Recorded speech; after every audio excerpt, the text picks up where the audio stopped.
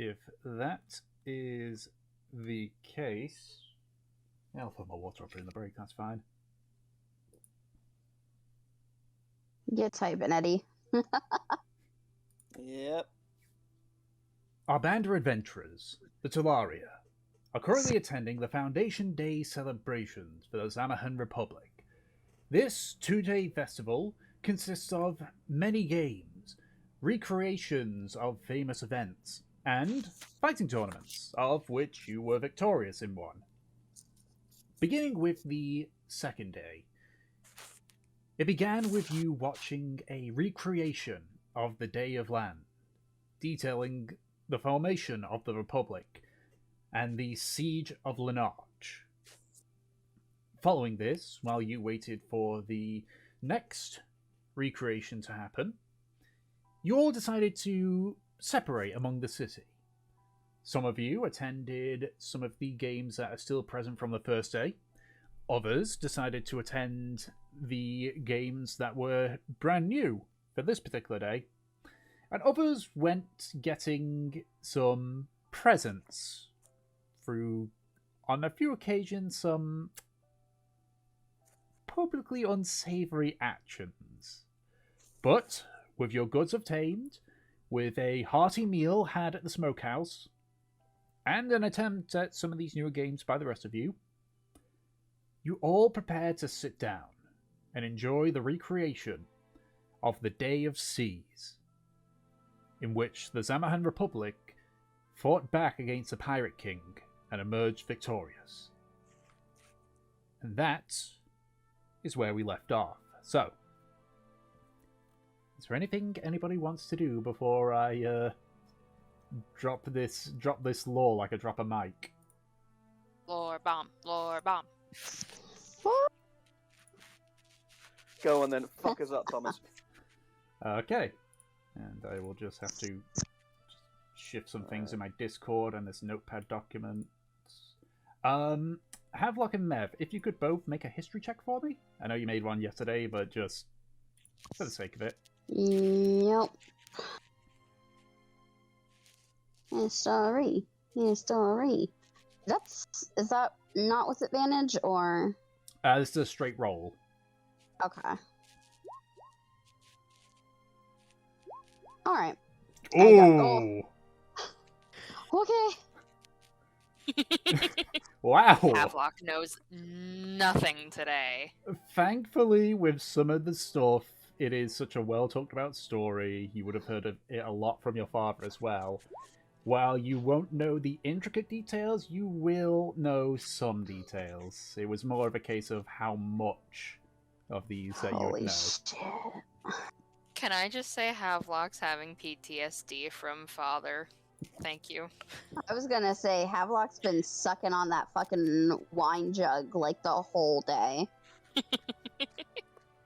Just find a way to get like a whole bunch of rubber, poke a hole in it, and just use it as a that's like the rubber top for a baby bottle. All right. Listen, Havelock just wants a nipple in his mouth. What can we say?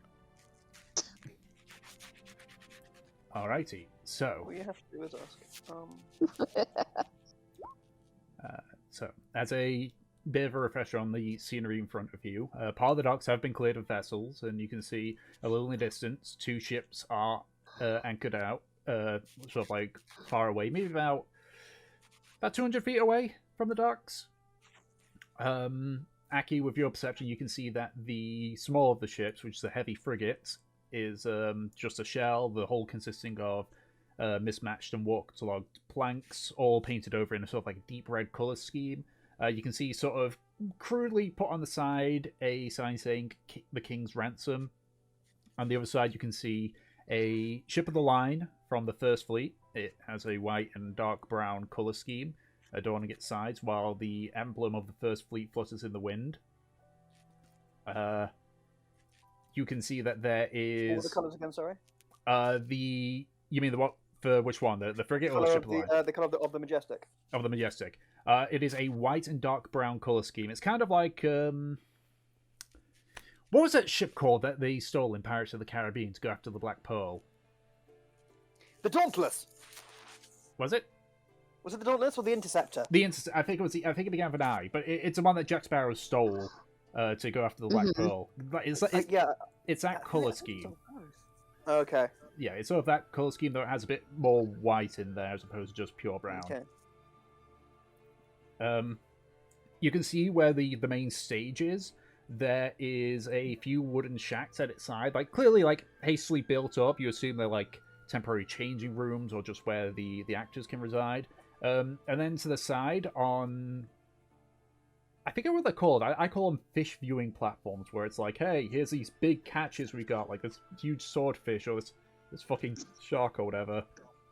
Yeah. I know what you mean. Yeah. Yeah, I call them fish viewing platforms because, you can see. When you can just like string them up and say, "Hey, look at this big fucker." Yeah, basically those things. You see the Goliath spellcaster from this morning, the one who was amplifying the dark-skinned human's voice and was narrating the Day of Land one. He sort of like is standing on a podium. You can clearly see that there's a little book in front of him.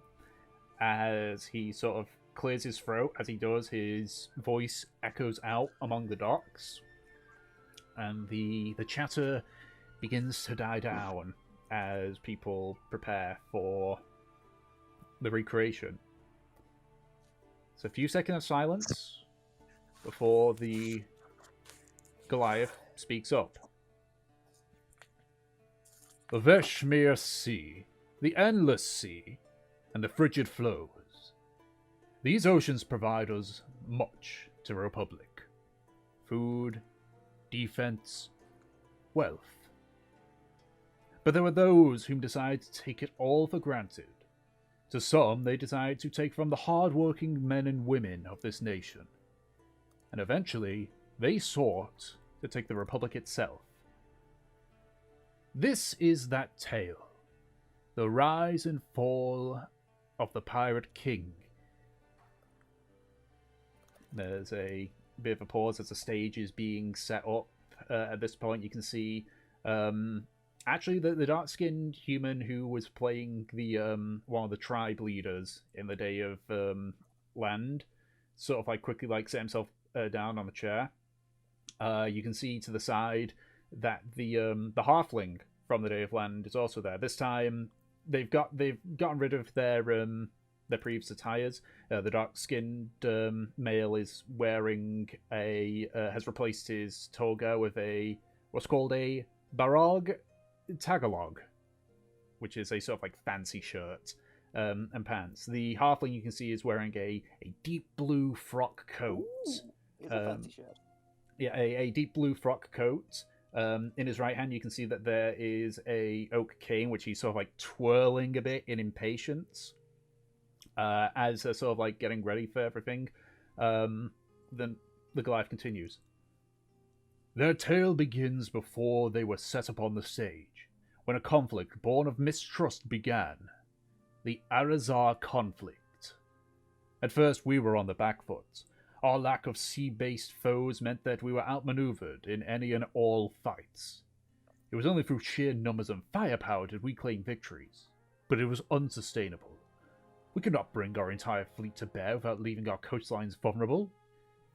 It was then that a merchant arrived by the name of Osher Lemos, and with him came a plan to aid the First Fleet. At this point, the halfling sort of like uses the bottom of his cane to like tap the stage a few times, simulating a knocking, as the dark-skinned male sort of like goes up. Enter. The halfling comes in and sits down at a chair that's been set opposite to him. Good day to you, Admiral. On shore leave, I presume? Yes, resting for the next battle, of which you have sought to ruin by your insistence to seek an audience with me. So, be quick about it, sir, and leave me to my rest. Now, Admiral, I do apologize. Believe me.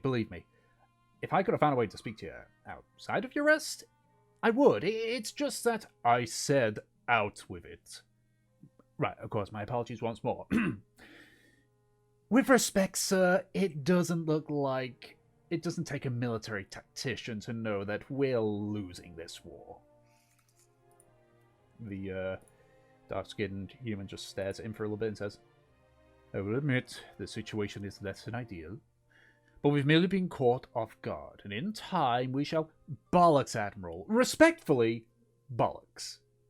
Any open ear in the tavern will hear tales of those battles, how your fleet is down to a fifth of what it once was, how you're fearful to split your forces lest what you have is divided and conquered.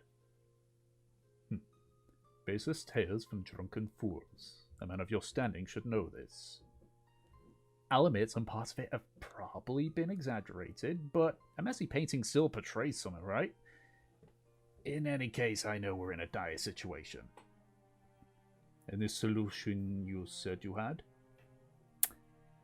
Well, Admiral, I want you to try and describe your ships to me, if you will. Well, they are powerful, unbeatable in a broadside battle. They dominate the horizon and strike fear to all who see them approach.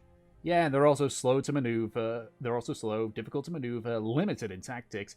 You're essentially a bear going up against a bunch of rabid dogs. Get to the point, merchant. Arazar vessels are designed to navigate the cluttered isles and corals which dot their mainland. As such, they've had to give up some of their firepower and durability for a lot of agility. I'm sure you're aware, as a admiral yourself, that any vessel needs to give up one of these to improve another. And I personally know this because my ship is of Arazar make. It would lose against your flagship in a straight-up broadside fight, yeah, that's true, but you can't hit something which outmaneuvers you, and makes it so you can't leave all your guns to bear. The dark-skinned male leans forward. Go on. Well, you see, Admiral, merchant ships, like mine, are built for speed too. We need to in order to cross the Veshmir to Virashans before the weather turns, unless they're the ones that are able to go to Naza. And when speed matches speed, that's when the other two attributes really set in. That and crew skill, of course. Now, the way I see it, you've got three choices you can make here. You can simply say no to my offer, build your own faster ships, which will take time and burn into the supplies that you could use to repair your current fleet. Or, for a little bit of gold, I could probably get a few merchant buddies of mine to do a bit of hostile acquisitions, shall we say, and a bit of, shall we say, shipbreaking, in order to aid your fleet in areas where it's not really able to help. You can have some of your guards show up as well if you don't really trust us.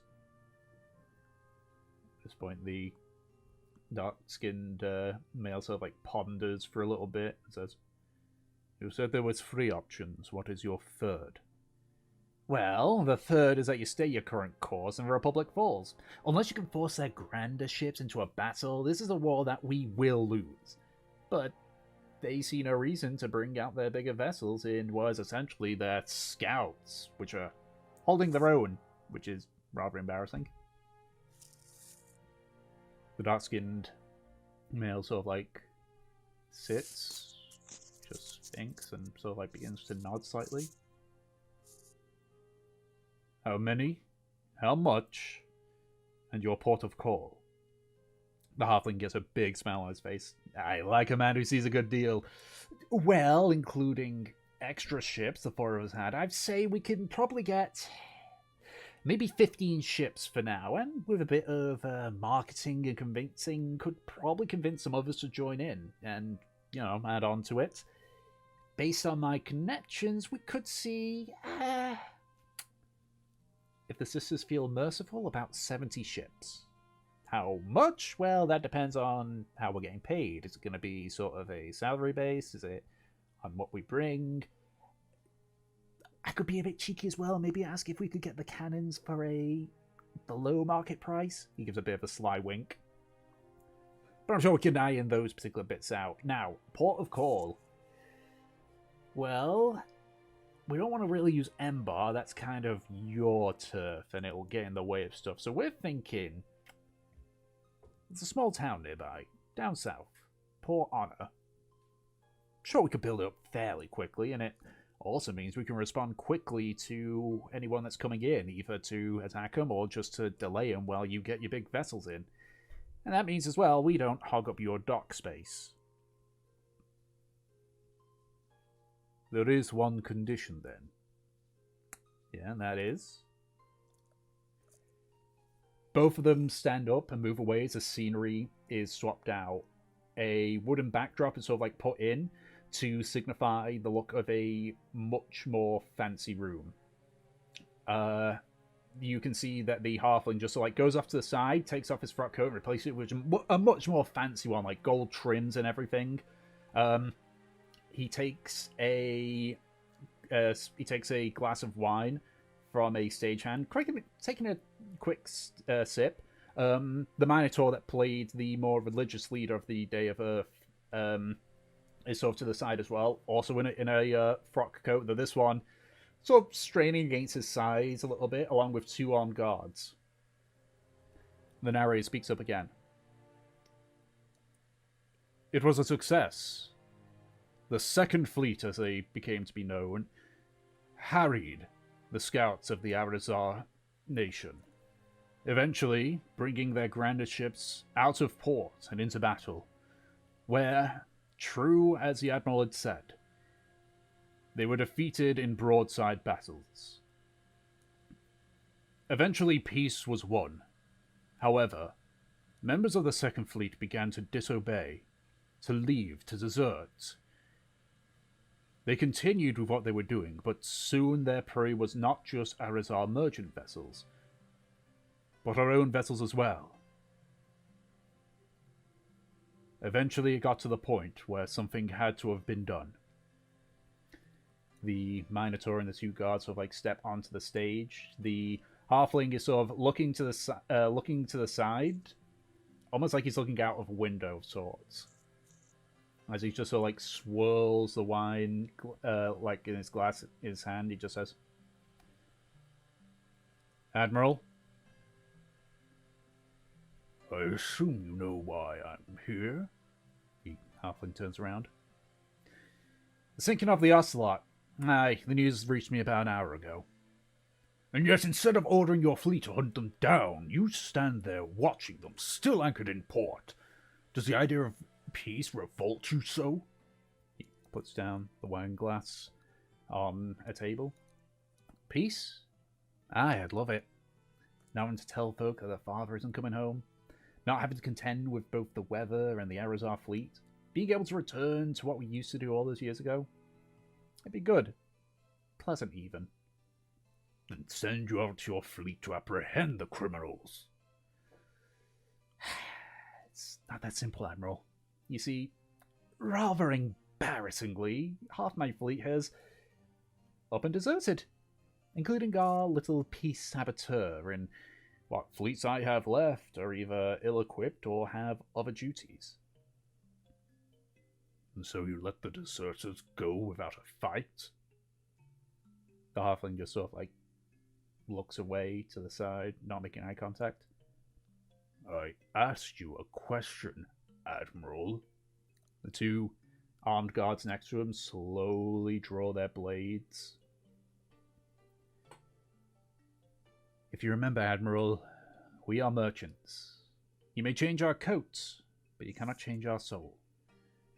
Profits have always driven us. And should we find profit in continuing their duty, but now to themselves, well, who am I to stop them? Who am I to say they cannot return to their daily goals of increasing their wealth?" The Minotaur spits on the ground. "Knew it was a mistake to put a merchant in charge of a military fleet. No discipline." "Aye, it would seem so." He sort of puts his wrists together. "I suppose then a change in lodgings is in order?" "And a change in leadership." The Minotaur sort of like walks up to the halfling, so like grabs him by the wrists and sort of like pulls him away to the side as they move all the scenery away. At this point, the narrator speaks up. "And so it was, the founder of the Second Fleet became the founder of the Great Piracy. And judging by the Premier himself, it was decided that Osher shall never again see the ocean. He would spend his days within Castle Honor, able to hear that freedom, but never return to it. Just give me a second, I need to throw some stuff here to that. There we go. That is a bit of a history bit. At this point, everything's cleared, and you see, like, some robed figures sort of, like, walk onto the stage and sort of, like, look out towards the sea as the Goliath continues. And so did piracy truly take its hold. But we had an advantage, for a fleet with no admiral must depend on their own skills. But these were just merchants, and so to begin with, it went as expected. The roadmen sort of like begin to trace symbols with their fingers, and you sort of see in the ocean between the two actual ships and the dock, the spectral forms of two ships appear.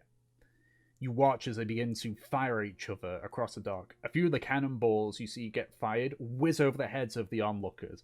Completely spectral, but it does cause many of you to instinctively duck. Eventually, a third ship materializes, begins flanking the one of the ships, and begins to fire into it. The ship that's taking both on attempts to navigate away, but is cut off by the first ship, after which it's broadsided by both of them and sinks. A split second later, the two ships that are remaining explode in fire as you see cannonballs hit them. As they sink, you watch as a much larger ship materializes and barges through one of them, cutting it in half, coming to a full stop, now fully formed, in front of everyone. A man walks onto a stage, wearing a deep green frock coat, a dark blue cocked hat, kind of like the one Napoleon wore, that we'd see Napoleon wear, adorns his head.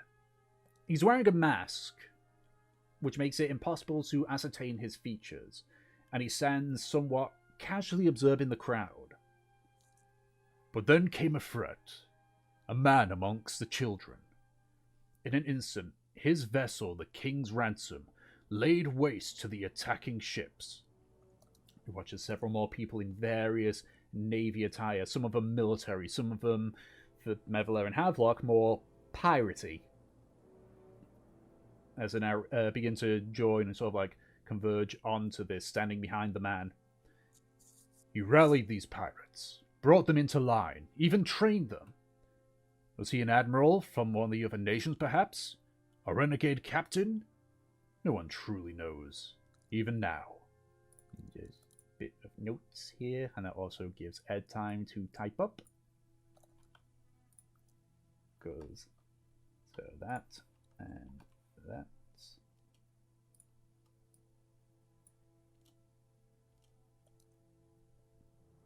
There we go.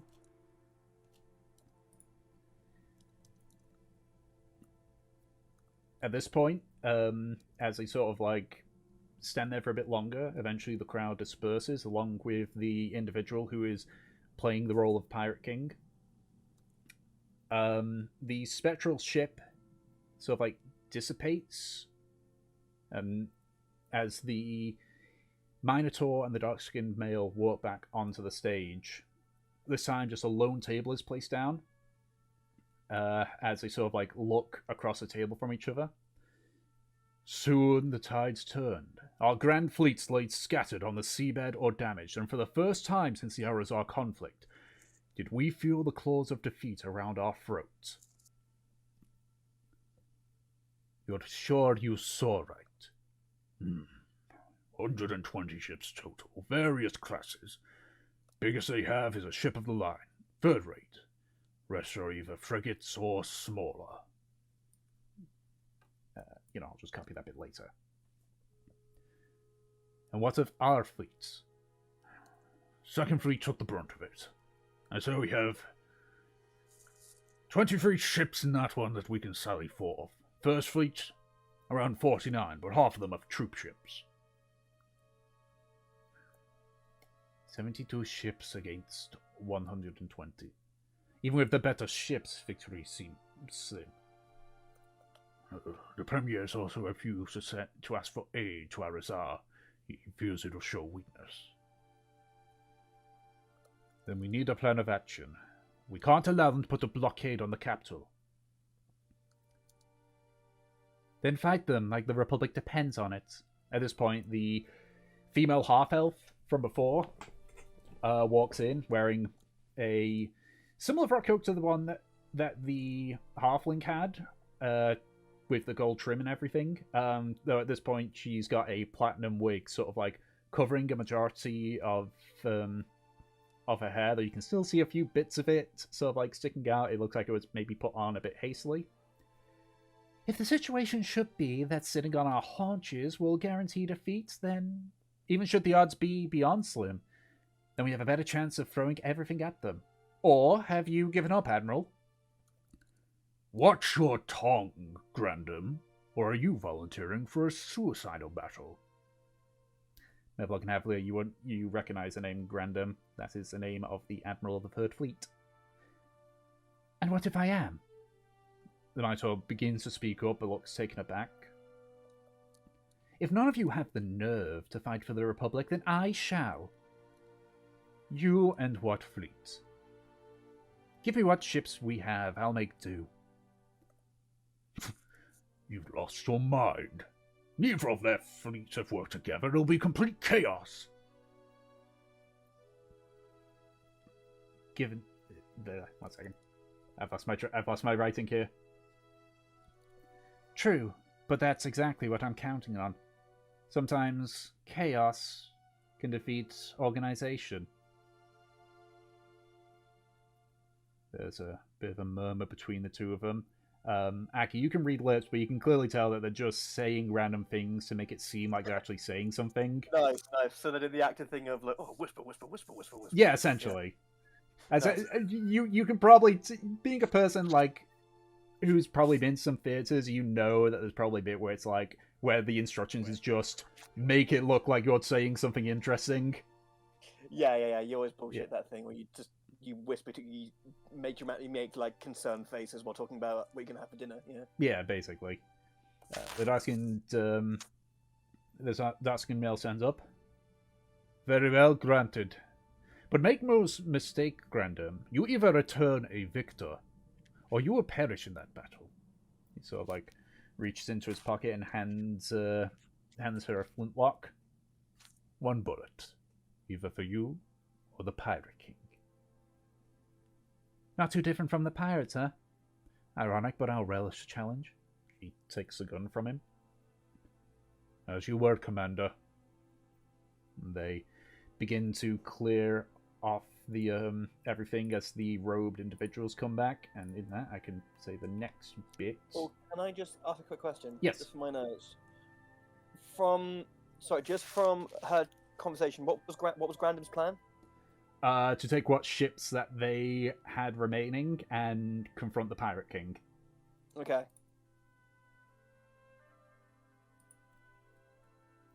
So it's basically just rally, even though they're massively outnumbered, rally all the strength and attack them head on, basically. Yes, basically. Nice.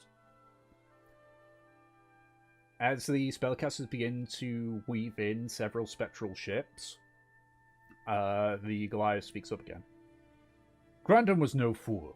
A straight-up battle will be his demise, so he attempted to bring every advantage to bear. He brought forth spellcasters from the Academy of the Arcane, hit run attacks on the Thor ships, and then, as a tropical storm formed above them, Grandam had finally outmaneuvered the Pirate King, at the cost of many of the christened Third Fleet ships. Engaging the King's ransom 1 versus 1, the battle for the Republic had begun. Because of what's going to happen here, I'm going to change the music to this. Suddenly, the area behind the spellcasters is filled with shots of spectral ships in various forms of combat. You watch as one of the ships gets a full broadside. The hit ship's main mast breaks and slowly begins to fall on top of the attacking ship. On it, you can see spectral figures clinging onto the mast as it falls, preparing to commence boarding action. They shift it again to show soldiers on the bow of the deck. No organization, no way to identify who you are. It is essentially the equivalent of a tavern brawl with much more blood and much more swords. It switches again. You see a large ship. You see a much smaller ship directly ram into the side of a ship nearly twice its size, embedding itself several feet into the hull. You watch as several spectral fireballs start pelting the side of the rammed ship. You notice as well, as the scenes of battle go on, you hear the sound of cannons discharging. Actual cannons discharging. And you sort of notice, looking through the spectral ships, that the ship of the line and the heavy frigate appear to be firing on each other. You don't see any cannonballs, so you can only assume that they're firing blanks. As the battle continues, you actually watch as these spectral ships sort of like move away, so the main scene is this frigate and ship of the line firing at each other, until eventually the ships fade away. Aki, with your passive perception, you actually watch as several people jump out of the frigate as the cannon fire ceases for a few minutes. And then, by the grace of the sisters, Corandum struck true. The ship of the line stops, fires a single shot, an actual live round this time. And you see it hits just above the waterline of the frigate. A few seconds pass, and then a large explosion engulfs the frigate. The entire right side of the ship explodes outwards in splinters. Several bits of lumber go flying skyward. With an almighty crack, the frigate splits in two. What bits of wood is falling downwards is quickly deflected by a large gust of wind, of which, looking to the side, you see several more robed individuals muttering arcane words. The wind seems unnatural, and you assume it was done by them. You watch as the frigate's remaining parts slowly begin to sink into the water, leaving nothing but a few bits of timber remaining. And so, through Grandum's efforts, the pirates were dispersed, fleeing back to their coves. The utter destruction of the king's ransom and the death of the pirate king had sent a clear message to them, to all who would dare bring cannons to bear on the Republic. No matter how powerful you are, people from all walks of life will surface to defend it, and any who turn their back on it will meet the same fate. The half-elf walks back on stage alongside the dark-skinned male and the Minotaur. She pulls out the flintlock that she was given, hands it over to the dark-skinned male, salutes, and walks off the stage. A few seconds, the Minotaur and male look at each other, just nod and walk off stage as well, before the Goliath speaks up. And thus concludes the day of sea recreation. I thank you all for attending, and I bid you all a good day. At this point, you see the various people that are partaking come back onto the stage to sort of like bow and such. In the distance, you watch as the ship of the line, the Majestic, unfurl its sails, and with the wind begins to move itself back towards the docks.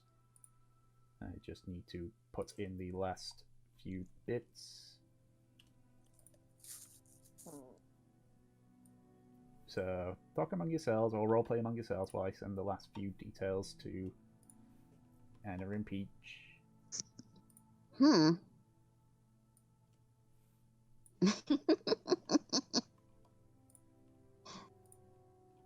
Well, it was certainly theatrical. Yes, you can't. Yes, you have to commend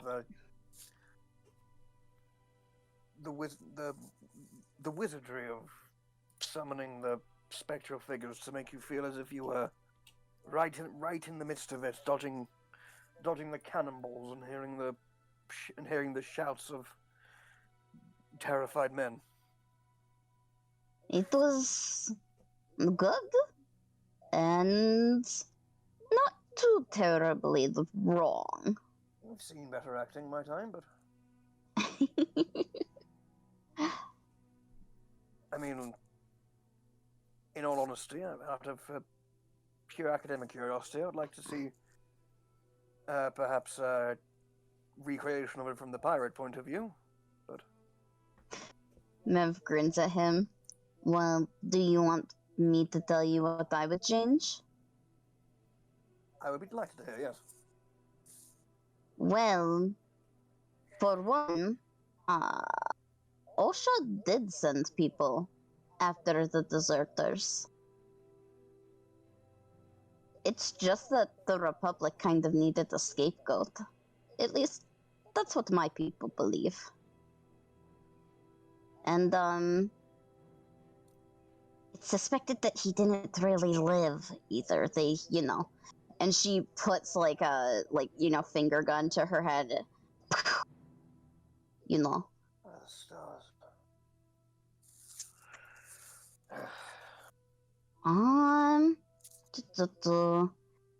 The ship was never called the King's Ransom either. It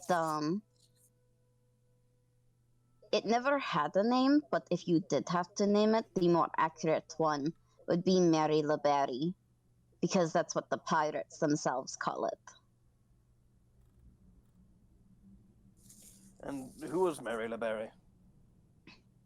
Mary LeBerry isn't a person. It's the pirate code. It's our laws. Basically, like, they made the laws after all of this happened, and we call his ship Mary LeBerry after it, because, it's the reason.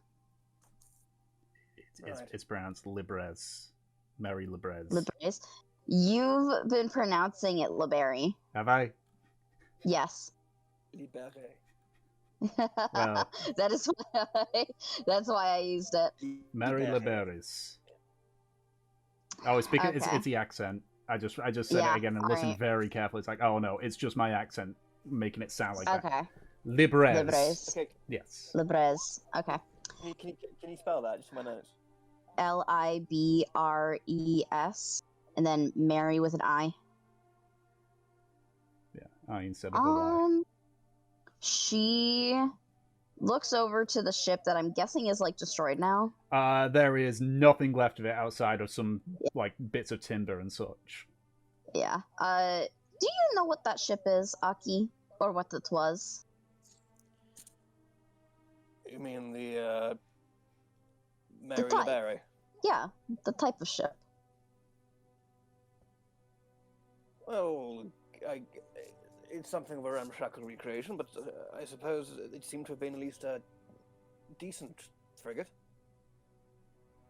We'll call it, Mary Liberes.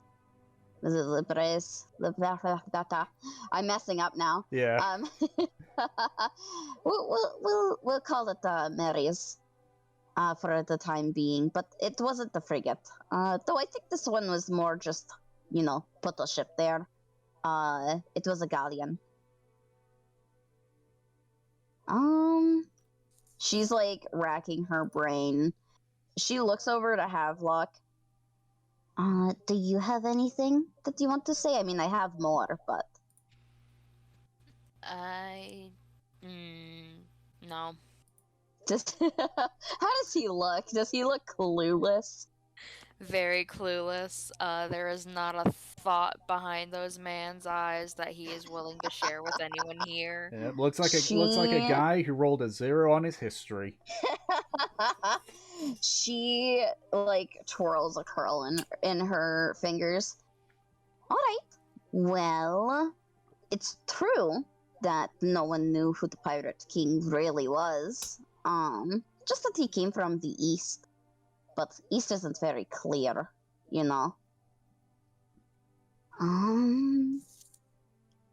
Also, they didn't have 120 ships. I think that was on the Republic side, right?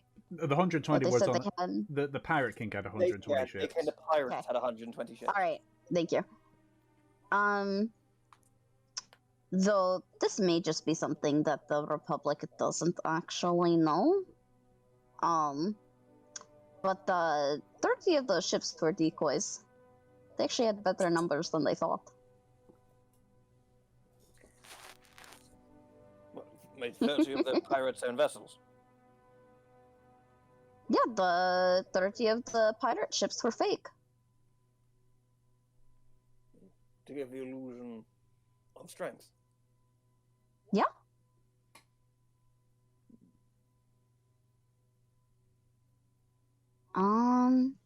duh, duh, duh. And they never confirmed that the Pirate King was dead. The Third Fleet retreated before anything could really be certain.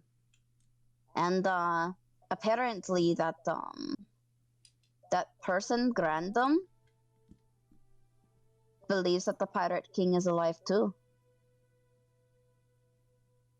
He actually she Grandom's a he, but he was played by a female. that's what in I this one. thought. Yeah. Okay. He kept the gun. Oh, so that's sort of handing off of duty and honor and loyalty to the Republic was bollocks, was it? I wouldn't say bollocks. I would more say. Yeah, you like that? You like how she says that? I wouldn't say bollocks. Yeah. Very good. It more so was for the third presentation, I think. Fair enough. Mev's actually gonna take out her ship in a bottle. Cause that's of the Pirate King's thing, isn't it? Yep. Supposedly. Supposedly. Actually, is it more accurate to what Mev was saying? The particular fine details of the Malabres is sort of been exaggerated over the years. Yeah. It is a galleon ship in the bottle, though it has more masts than it probably should. You get the sense that it's probably like a few parts of it are inaccurate, but at the very least, they got the ship type right. Mm-hmm. This would be a more accurate depiction of the ship. And okay, I'm allowed to have a closer look. Yeah, sure. Okay, and I'll... Mev will hand him it. Yeah, looking at the ball, it is a galleon ship that's in there. It's much wider than a regular galleon ship. As a person that works in trade, you sort of have a decent idea of the various ship types and such. It's much wider than a typical galleon, and consists of 4 masts as opposed to 3. You sort of notice that there's a large cannon sort of like at the front of it, which from your observation can basically kind of looks like it was just been like put on as sort of like a Create Liberty kind of deal. But yeah, it's a galleon ship. Maybe a not 100% accurate galleon ship, but it's a galleon ship.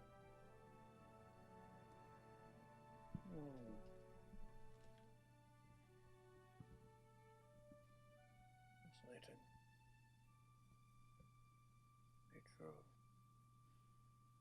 Nature of knowledge and bending it to one's will.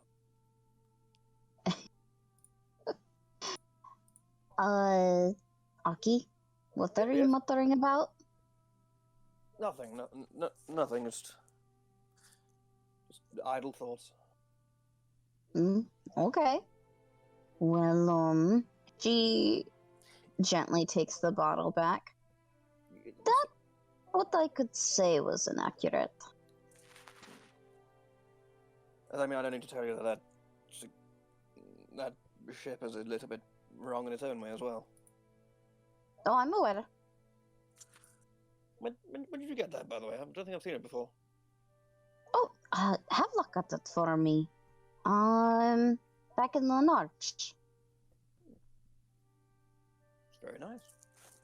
I hope you gave Havelock the credence that the giving of such a gift would deserve. Oh, I paid them back. She gives a cheeky smile. But, you know, I didn't know that it all started with them fighting, Erizar ships. No.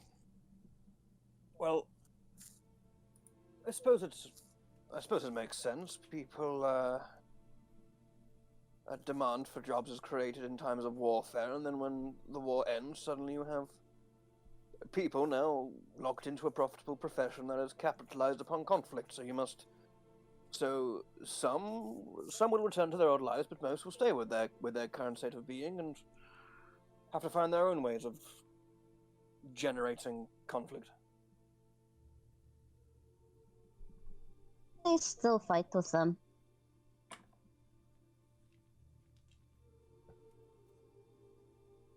Although my thing I'm incredibly curious about is how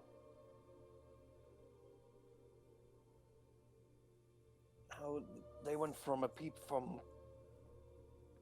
bunch of a group of opportunistic merchants capitalizing upon warfare into people in a culture unique to all their own.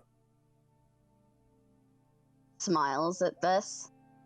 Well, they said in the story, didn't they? I suppose. Well, they certainly left out gaps, for instance, saying pirates Well, yes, exist, but... and then, saying that pirates popped into existence, and then suddenly nothing happened until one came along who could unite them all together. Well, Osha said that people were deserting because, you know, bad things were happening. People were dying, people were suffering. And they were still merchants. They Indeed. still had that opportunistic thing. I'm sure that some wanted the winds of change and others saw their chance to, you know, make a profit like Osha did.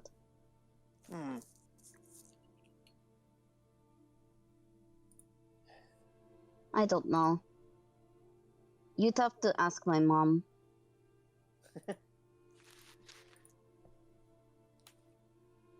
I'm not kidding. She was a little kid when this all happened. She, So this is all relatively new then. This wasn't like this wasn't like hundreds of years ago. No, this was pretty recent.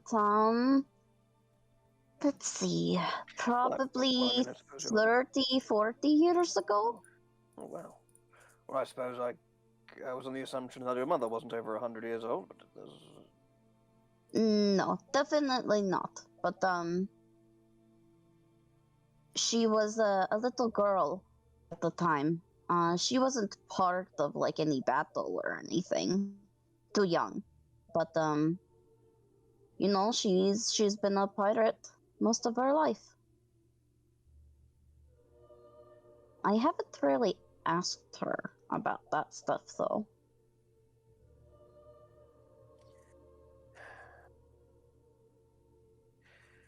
it must have been very challenging, and must remain so as well. What do you mean? Well, I suppose you're a very insular community. Yes, you fend for yourselves. You stay close knit, and that close connection is there out of necessity. For when you are hated and despised for the actions of single members of the group that don't necessarily demand the whole. It's challenging when you must interact with other people outside of your own group who would greet you with nothing but disdain at worst and active disdain at best and hostility at worst.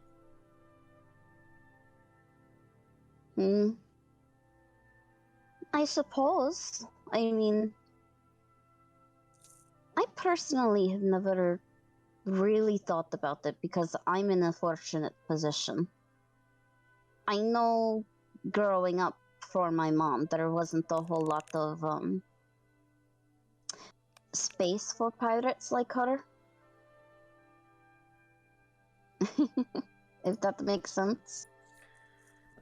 She kind of built her own community.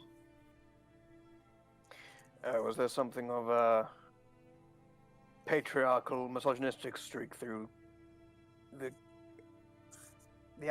would you refer to it as an admiralty?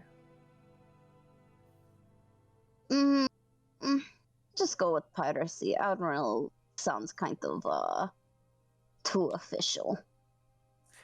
Right.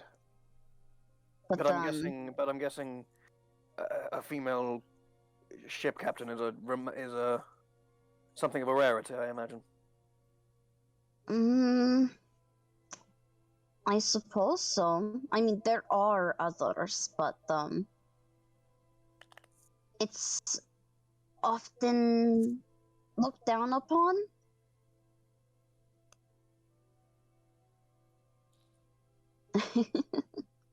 The Nymph's Needle is solely women, which is wholly unique. Right.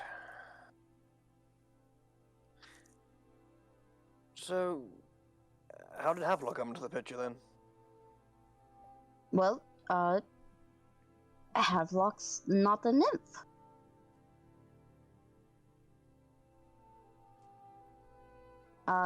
It's more so, I assume from your closeness and almost sibling-like bond, he would have been from the same band. Oh no. Havelock and I. She looks over at Havelock, debating on what she should say.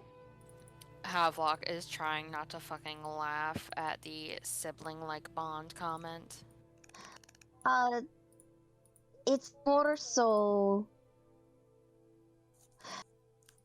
Havelock was on the opposite side of what my mother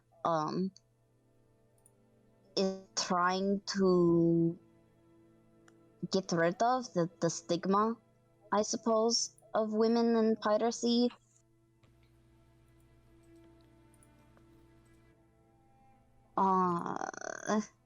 But Havelock doesn't really have anything to do with that anymore. It's more so I kind of Cajoled him?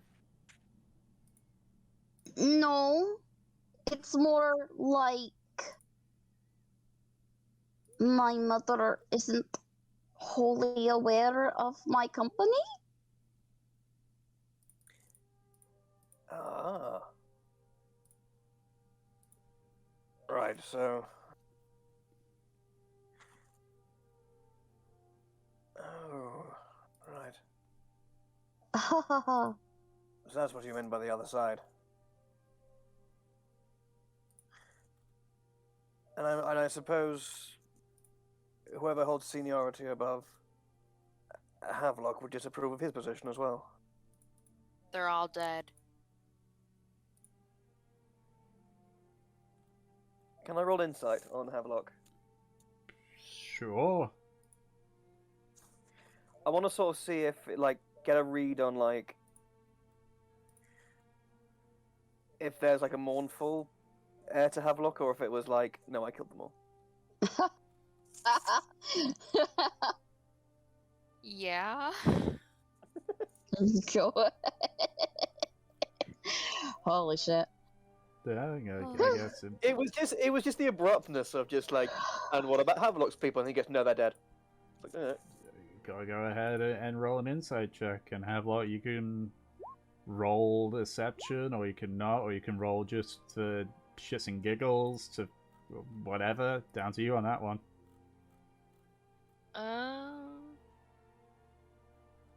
I guess No, I'm not even gonna roll deception. He looks a little more than a little drunk. A little happy with that statement.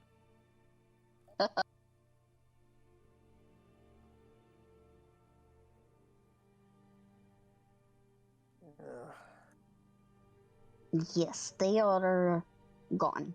And Havelock doesn't associate with them or Hey. their ideology.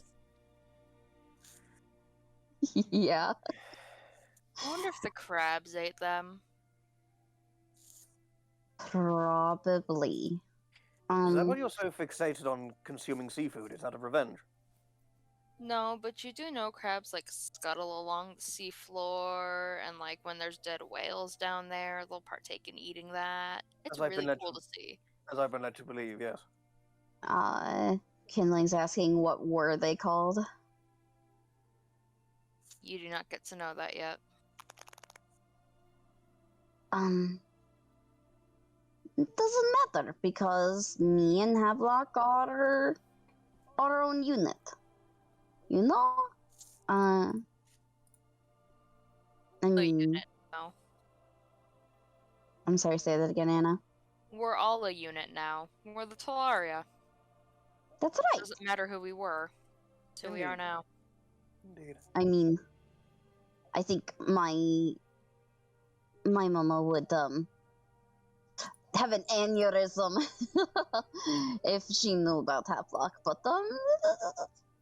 she's not here. Well, now, That doesn't matter. Well, now I give it considerable thought. I suppose my parents would probably not be too pleased with seeing how their baby boy is involved in a Running around gallivanting with criminals. and fighting in arenas and engaging in brawls and. It's spicy, isn't it? I suppose in their imagination they assume that I'm in a forest glade right now, absorbing every single facet of the knowledge of nature. Do you want to go to a forest glade? In time, perhaps. I mean, we could go and do that, and then, you know, they don't have to be wrong, per se. Just doing more. But, yay for us. I suppose if we wanted to make both mine and your parents happy, Mevalo, we could always make an escape to this forest glade and just simply forget to tell Havelock. Oh, Aki, are you asking me to run away with you? So forward. Listen here, you bastard. She's too young to get married, let alone married to you. I'm not. I wasn't implying anything. I was simply making a joke about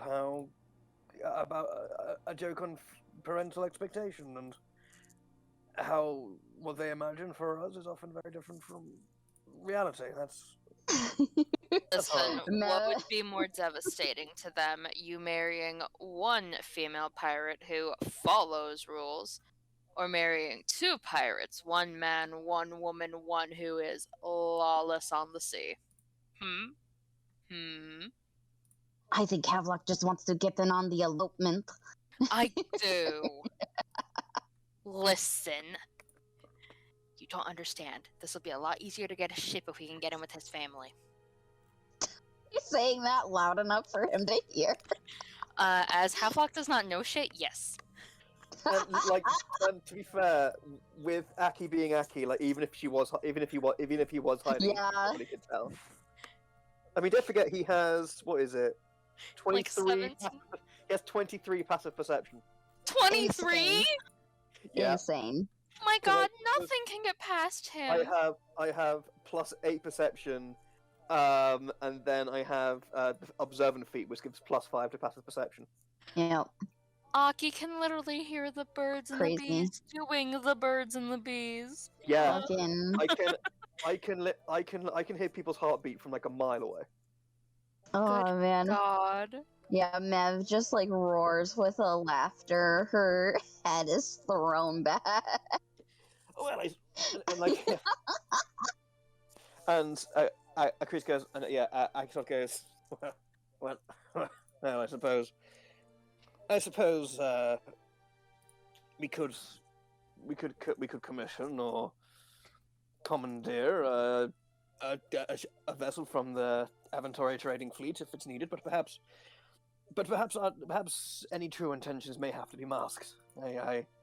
I'm not sure if they knew we were just having one for the sake of having one and having a floating polyamorous paradise would exactly be an admirable reason amongst the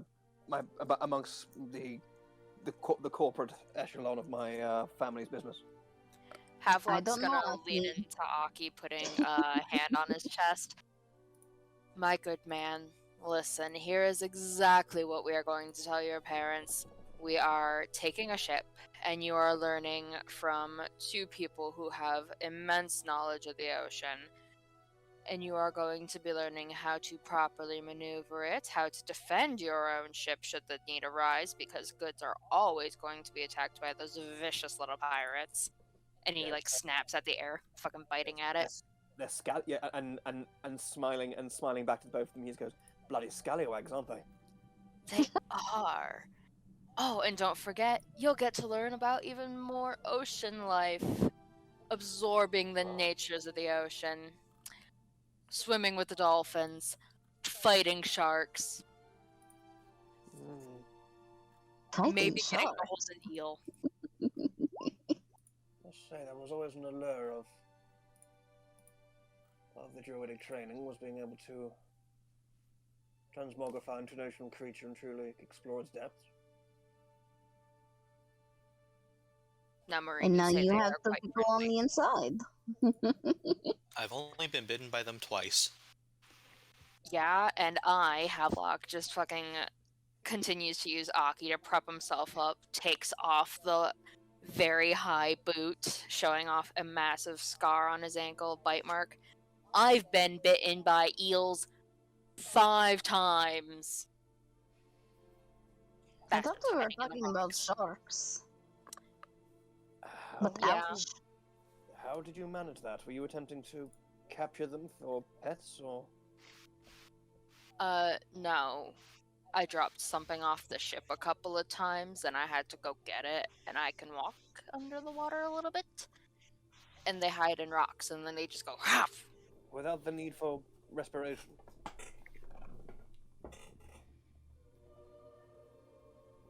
It's a thrill. So do you have gills, or is it just you're very good at holding your breath? Oh, wouldn't you like to know? I would, hence me asking. We'll find us a bathhouse and you'll see later. I'm good at holding my breath.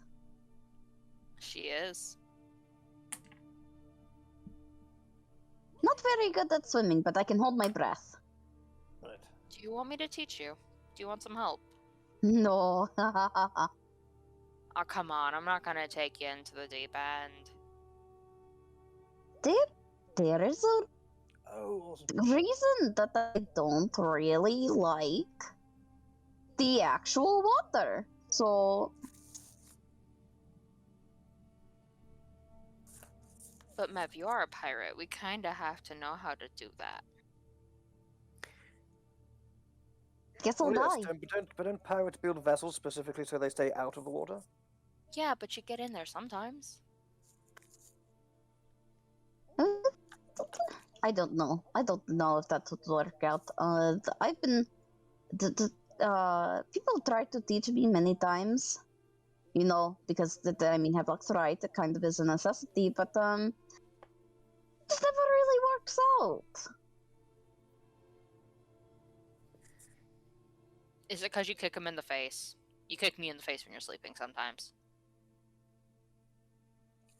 It may be because I freak out a little. That's Just a okay. You can little. hit me as many times as you want. We will go into the shallow end. Actually, you'll probably be short enough to swim only in the mid end. What is the difference? Well, one comes up to your knees, the other might come up to your chest. specifying you because you're short.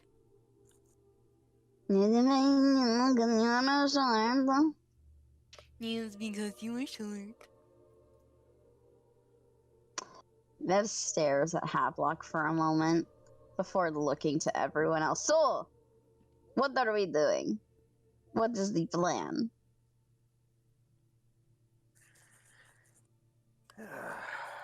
Well, I suppose.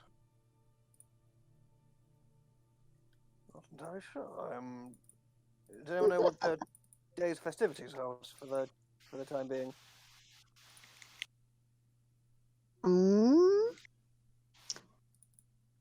Well, things look like they're going to be ending soon. I think that's kind of the finale. How late is it? It's just coming up to like it's very much evening, but if you had to guess, there's probably maybe 2 hours of sunlight left. They're not. Okay. They're not like putting. The only thing that they're putting away is like the stage stuff. Mm-hmm. They're actually, you can see they actually brought the rowboats back into everything. You assume that they were just cleared out for the recreation and such. So that there is still a few hours of which you could play some of the various games in the various districts, should you desire. Hmm. You know, I do have an idea. What is your idea? We could maybe try and make some more money by offering, like, autographs, since we were the big winners. Oh, if you want to try and do that, sure, but I think I'm okay. Why is it? I love the fact that when you said that, like, basically my first thought was like, we could do like pay people and have like staged fights between like people, like between like members of like the public and members of like the victorious Talaria, and then I was like, wait, no, Aki literally can't invent professional wrestling. I mean, I kind of like that. I mean, do you want to invent professional wrestling? Sure, why not? Okay. It's gotta start somewhere. If we can't invent tacos, we can at least do wrestling. Hell yeah. One of the truly great American art forms. Has pro wrestling been invented here yet, Tom? Oh, Sky God, what is our answer? I'm sure, like grappling and wrestling, absolutely, but the idea of making it a fake fight. Yeah, that's the thing. There's wrestling, is like all the various kinds, mud wrestling, regular wrestling, and all that. But the fake wrestling stuff, like WWE stuff, no.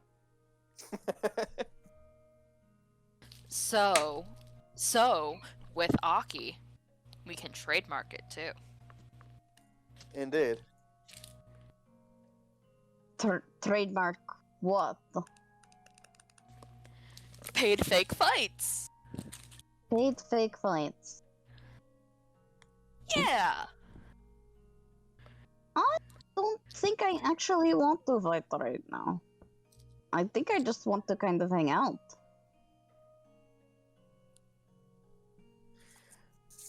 Okay, all right. Well, I suppose if we wanted to make a bit of money, and if we believe that some could be made just for simply the experience of being within our presence, if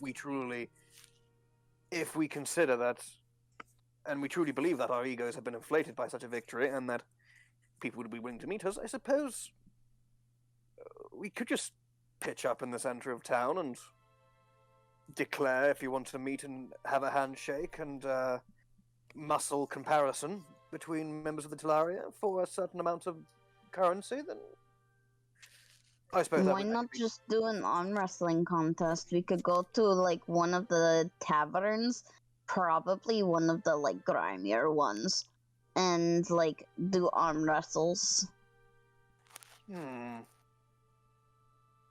Here's a notion. Perhaps make it into a gauntlet. Perhaps we go from the physically weakest member of our group all the way to the strongest and see how far people can make. I think we would have to fight first then to see who's strongest. Well, I Havelock suppose. takes a look at everyone. I don't think any of us count as weak. Okay, weak by our standards. Exactly. So we would need to test each other and see who wins and who would be placed in what order. We can go Want to with do one of that? those massive stuffed animals over there. Stuffed animals. he sounds so excited. Havelock my is just gosh. looking at this massive stuffed sea turtle over at one of the prize game areas. Guys, please. Wait, Do you Tom, guys is want that to actually go a do that? prize? What was that? So you both speaking over each other. Sorry. What were you saying, Gaki? You first, because I think it was directed. Wait, so at me. wait, is there genuinely? Was Anna is Anna not making that up? Was there genuinely like a prize you can win? Do you want there to be? Yes. There's just Also, like a I'm really sorry, I had fancy to step away stand. for like a couple of moments to answer a phone call. They're not the modern stuffed animal stuff. It's more of fabric over a wooden frame. But yeah, Yeah, it's like a ragdoll sort of thing. yeah, in a way, yeah. I say it's like a wooden frame that's covered in fabric. I suppose if you want to make a new aquatic friend, if it has caught your eye and your passions. Havelock just blushes and looks away. I'd kind of really like that. Oh, so soft. I'll bite you. If you want to get that, you can get that. Mev actually like looks around. I think I'm going to go on a walk.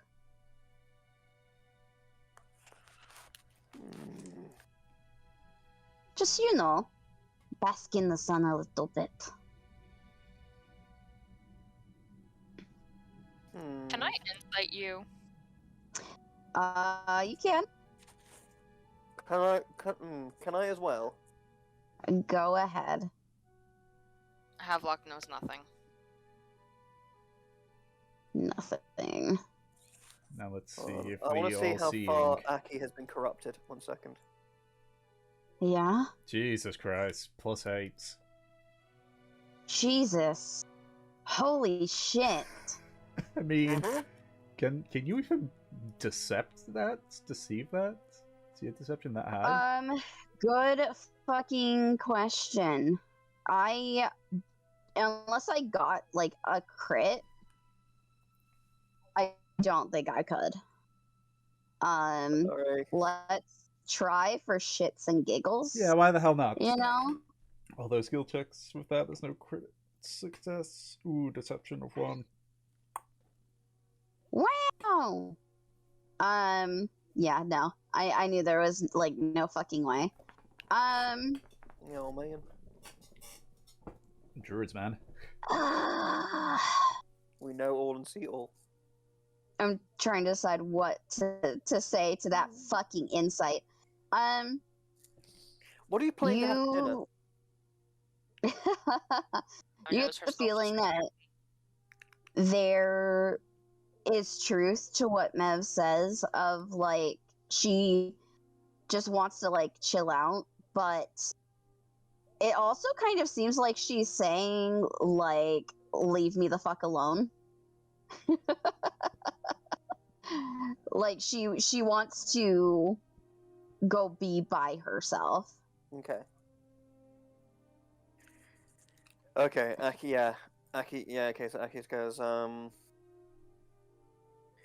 that's perfectly alright, as long as you don't...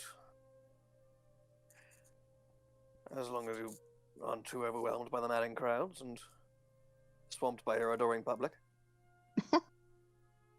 Fine. Just, I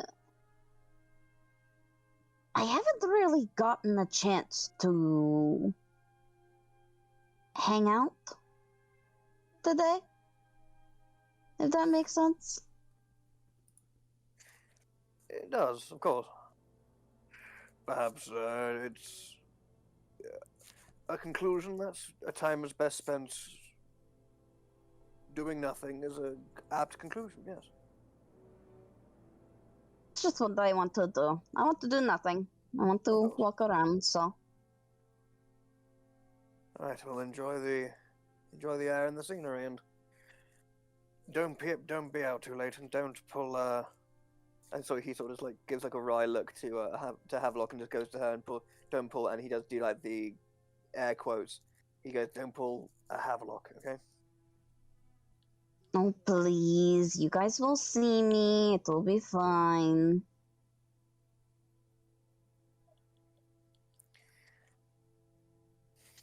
Alright.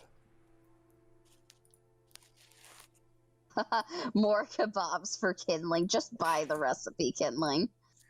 Tell you what, I think I was like, I think I might hang out with Havelock for a little bit. He might need a certain level of moral support for to win his prize.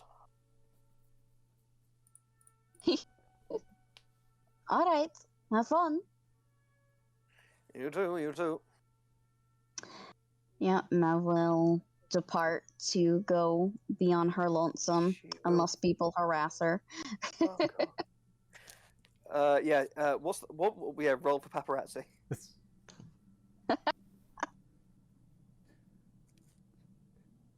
Just a random person that just like rapidly like speed sketches her. It's like, what a scoop! Wow. Oh, fucking. I just imagine like just in the distance you hear her, hey everyone, it's Mela, and then just hordes of people. Jesus fucking Christ. Fucking, I was more thinking along the lines of like, it's more likely that Mev gets fucking arrested. Yeah? What's she Yeah. doing?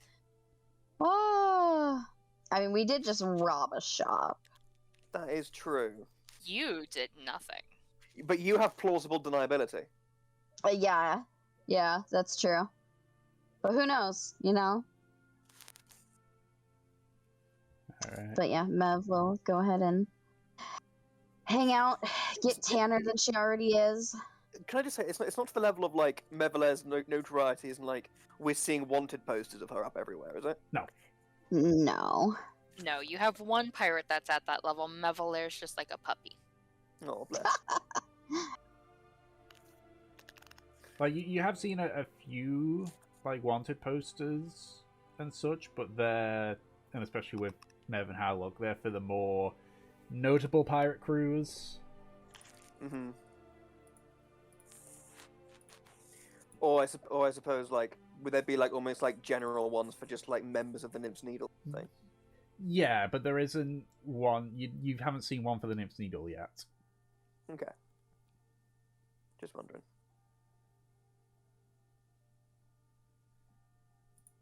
Alright. So what's everyone else doing then? Well, Havelock and Aki have a toy turtle to win. Mm-hmm. What you gonna do, Kinlan? I should have notes to catch up on. Hold on. Yeah, Kinling, are you gonna go punch someone so you can get a stuffed animal?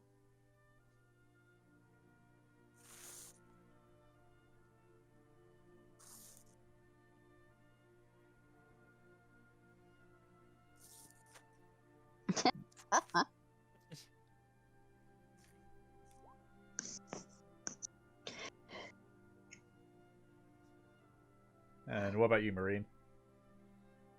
Marine's just going to... He's just going to dive into the water and just be in there. Nothing special. Okay. Okay, hold on. I'm trying to remember what we were just talking about all the way back then. I'm just catching up on notes as well quickly. Oh, what do you need? Okay, so yeah, Mev reveals rarity female ship captain and all women crew. Havelock comes from rivals. Mother would be furious knowing the company Mav keeps. What else was some big notes for that? You unlocked Havelock's old shipmates are all dead. There you go. And Havelock likes that. It's like We just get the little note up in the top. in the top. Havelock likes that. Yeah, I've said Havelock says his old shipmates are dead, and he wasn't too torn up about it. You can actively say Havelock liked that. It's okay. That was the Yeah. what you got.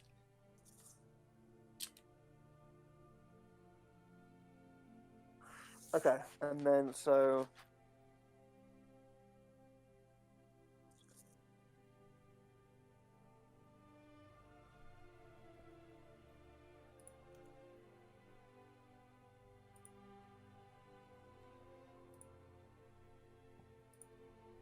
I was going to think if I had some time to quickly finish off writing the notes.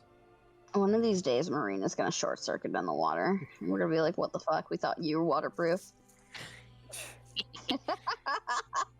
Or there is just going to be a thing where suddenly it will be like a random roll, and we're in a fight. He happens to be underwater, and suddenly we all have to roll for lightning damage.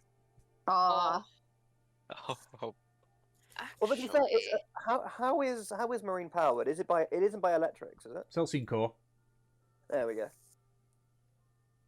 I like We Celsius. learned So really, we have to fucking, we have to fear like fire and shit or any sort of big impact. I mean, to be fair, Celestine cores can go critical, can't they? They can like detonate. Yeah. Well, no, they're designed with a kill switch, Okay. and it's only raw Celestine that's really like the highly susceptible to fire and such. Refined Celestine, which is used in the cores and the machines and such, while still a bit volatile, is much more under control because they have a lot of like control substances and stuff. Yes. A bomb's a bomb. Yes, I know. Although so you're saying, I'm just saying. you're Fail saying it can't safe. explode? I'm just saying that a refined Celestine is a weaker bomb to the It original bomb. takes one fireball. wait, guys, hold on. If Wouldn't Yeah. want to we ever explode. needed to do a fucking suicide mission, I have Shatter. Oh my Actually, oh my god. god. Actually, I feel like we might. Marine is technically non-organic. I feel like if we we could homebrew it into where if ever Marine dies, there's like we do like a roll. We roll a 20, and if it's like 1 to 10, nothing happens, and if it's like 11 to 20, the Celestine core goes critical and detonates. I would say that's more like if it was a nat one. Actually, yeah, the other way around, maybe, Yeah. or the nat one when he died. Yeah, just everything gets detonated. This is basically a nuclear blast, wherever the hell we are. Actually, no, that sounds like a fun way to get TPK'd. Kindling, what do you mean Marine is functionally also a liquid? What? He's not the T1000. My god. So, He's not- while I hate to ruin the fun, Yeah, the necklace thing. the Celestine core, like the amount of Celestine in it, is like tiny. Like we're talking like maybe about a few grains of sand for two. The casing in at least the more modern Warforges is the most heavily reinforced part of a Warforged. Tom, I can't believe you would ruin our fun. I I said can't believe you would ruin our own form of TPK. I said the more modern Warforges are like that. Oh, My god, this could have been our plan to get rid of the BBEG, and you're killing it Although to be before fair, I mean, you we can kill it. I mean, you can still do it. You just need to acquire some Celestine. Also, though, I could try and lightning lure any of you in the water. That would be fun. my god, we're How monsters. dare you ruin my dreams of Anyways. exploding? I'm sorry, but it's just like God, I thought there was D&D where we could do anything we wanted as long as we rolled. I thought this was a land of pure make believe where the limit was just of the was where the limits are just the furthest reaches of our imagination, Thomas. What the fuck? Listen here, you little shits. You have. You... That's so. That's America. If you want that to be your alternate universe way of how Warforges and Karmoras are, I will not stop you. But in my canon version one, the modern variants have a small amount of Celestine in them. You fucking monster.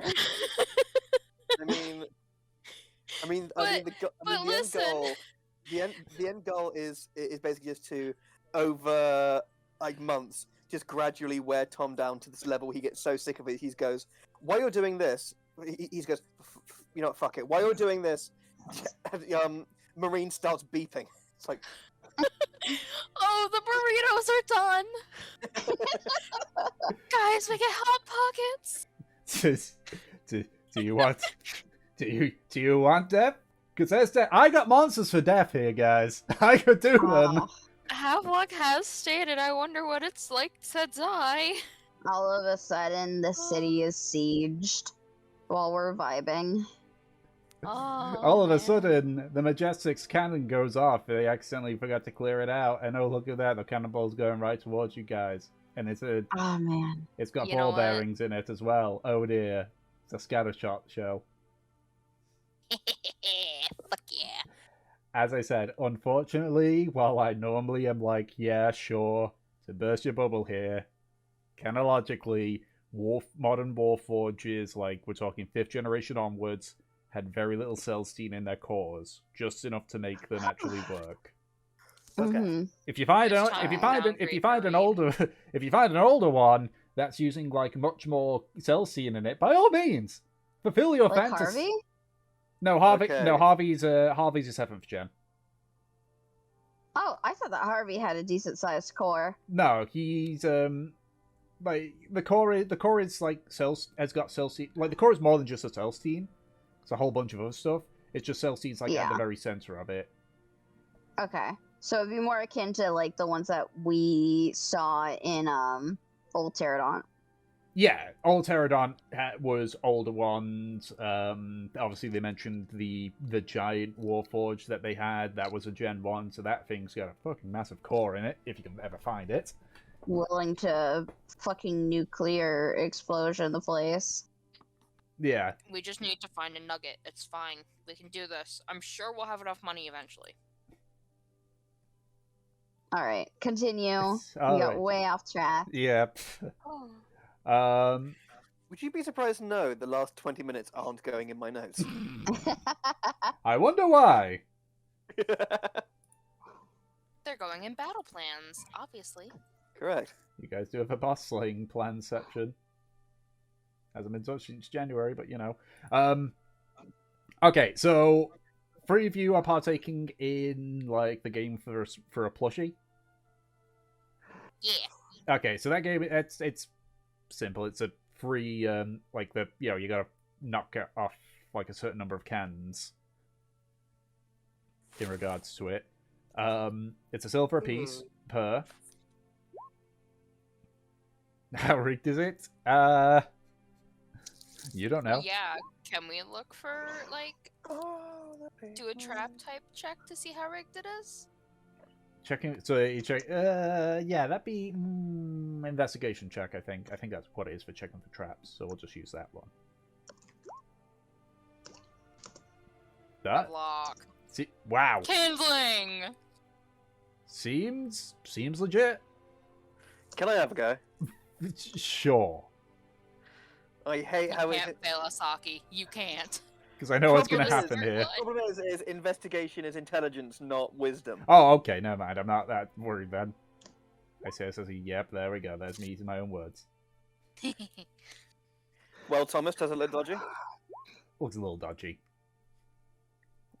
You can see a few of them that look like maybe they're sort of on the by adhesive. They've got like some adhesive on it potentially. Not like you still think it's possible to win, but it's definitely in their favor.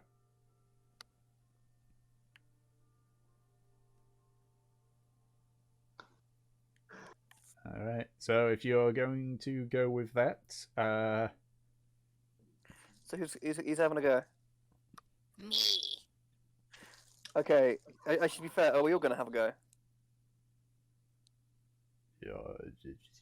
your choice. It's your characters, guys. Okay, awesome. Aki will basically put an arm around Havelock beforehand and go like, look, look deep within yourself. Connect with the plot. Picture yourself in a few moments' time holding the plot, and the universe will make it true. Do you understand? Havelock's We just like wanted getting the plush. all fucking hyped up. Yeah, I'm gonna get that plush. It's gonna be mine. And as I'm giving this shitty pep talk, I will cast enhance ability at 3rd level.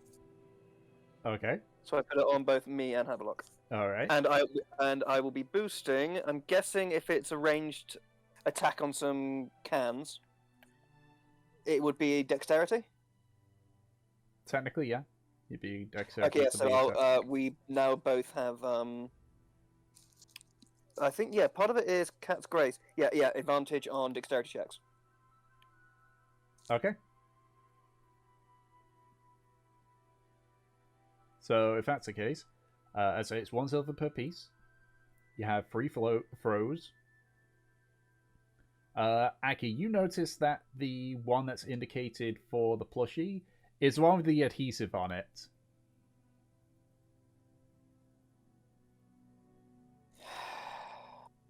Like, he points out to one, it's like, okay, so this one, you get the plushie. This one here, you get yourself a candied apple. And this one here, basically you just get your silver back. And so, like, notice one they mentioned with the candied apple. That one also does have a little bit of adhesive on it from the looks of things, but clearly not as much. Okay. Well, I suppose we can only give it a try, can't we, and see if fortune is in our favor. We can win. We're gonna will it into existence. Okay. So if that's the case, decide on which one you're going for and make your attack roll. To the plushie.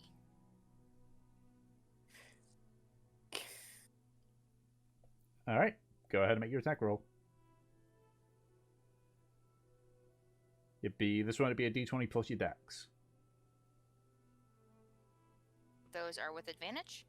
Well, that's for dex checks, not attack rolls. B. 4. Just hits the wooden wall behind it. Right, next one. We got this. Roll again? Yep. 16? So this, let me just quickly check the DCs on this one. It's for the plushy one as well, yeah? Yes. This one, you sort of like throw it, it bounces off, but you notice it's leaning quite heavily, and it's sort of like sticking on there. And at this point, like, the Stormer just like, how did that happen, I wonder? Truly a mystery. Yes. Well, you have another throw. By all means, go ahead. Did you like spill something on it? I don't know. I'll have to double check, but I can't at the moment because you're currently at play. I mean, I can summon some water and make it better. No. It's quite fine. I just do your final throw, sir. I'm just gonna nudge Aki as I take this last roll, and I'll have to leave in just a moment because my food is here. Okay. All right. With the fact that it's practically been knocked off the adhesive, Aki, you see him sort of like mutter, saying, Son of a...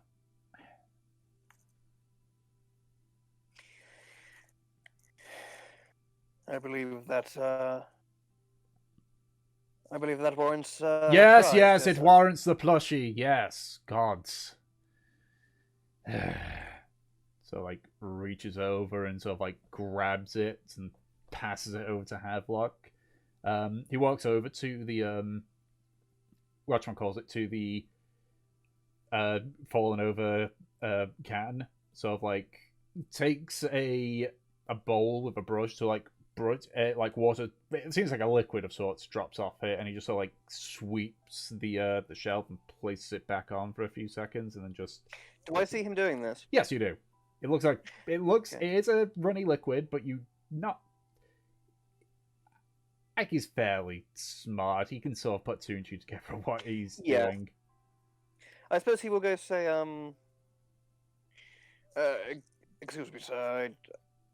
I don't mean to intrude, but if you are planning to defraud the public, perhaps you could do it with a slight increase of air and subtlety about it. What are you talking about? It's what? It's simply water. I was simply washing it off.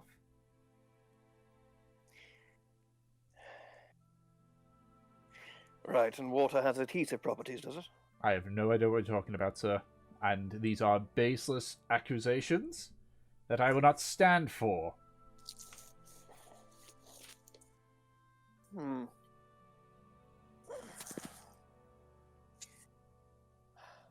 All right. Well, in that case, if perhaps humor me, if it is indeed water as you claim, would it be right if I went and dispelled any doubts and picked up one of the cans?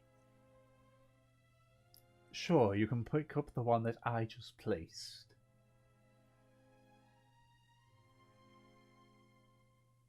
And yeah, I'll pick up the can. I'll pick up the can he has and look at what he's smeared on the bottom. So there is clearly something sticking to the bottom of it. It's clear, and if it is an adhesive, then it clearly hasn't dried yet. So it's like, and Aki says, damp objects on a wooden shelf like that is just bad for its longevity. Let me wipe this off for you, and he'll wipe the quote unquote water on his sleeve and put the dried can back on the shelf. So like looks at you and he sort of like speaks through gritted teeth, like, "Thank you, sir." No, thank you, and he'll go to Havelock and say, that was rather successful, don't you think? It was very successful. I thank you. Right, now we need to now endeavours the true important task of finding a name for this dear fellow. Havelock giggles. Kindling, do you want to name it?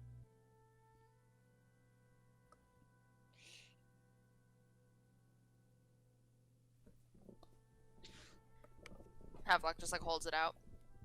When there's a will, there's a way. That works. Will the turtle? Will the turtle? Perhaps the turtle will. Will, the ruler of the tides.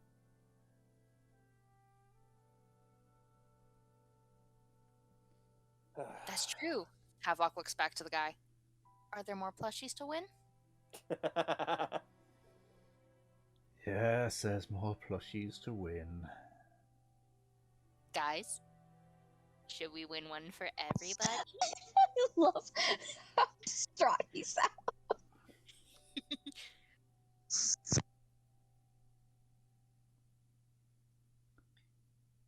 I suppose. And even if they're unwanted, perhaps what happens if this one here becomes frayed or damaged? We need a replacement, wouldn't it? I know enough sewing to patch him up. Yes, true. But what if something happened to it beyond beyond even the means of your skills. That's very true. That's very true. We would need a lot. How many plushies do you have?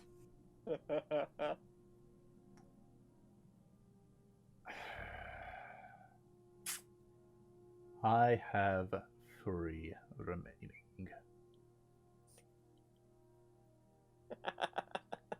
Like a fucking cat just quickly smacks down 3 silver. So, like, looks, he is staring daggers at you, Aki. As he just takes the 3 silver and places down the balls and such for you to throw. So good. Finley asked a question.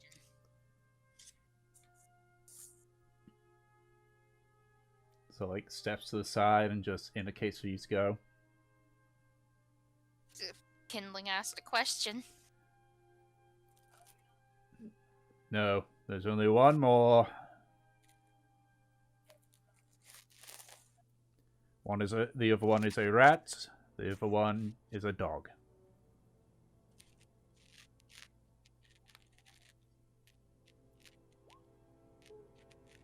Yes, dog.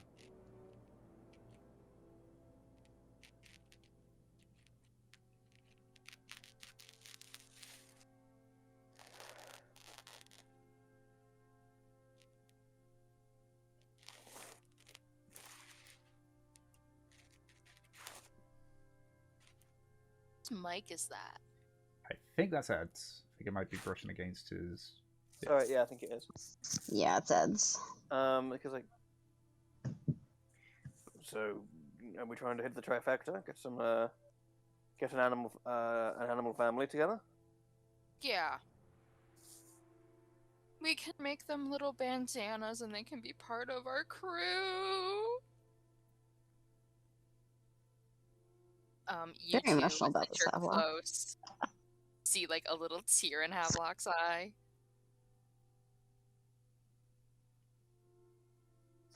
Fucking. I love the idea that he's genuinely like, this is the happiest day of my life. I'm winning plushies and it's funny. And he's like, well, what are we waiting for? Yes, please do. I hope to be closing up shop soon. Throw. 16. You're going for the, Plushies. yeah.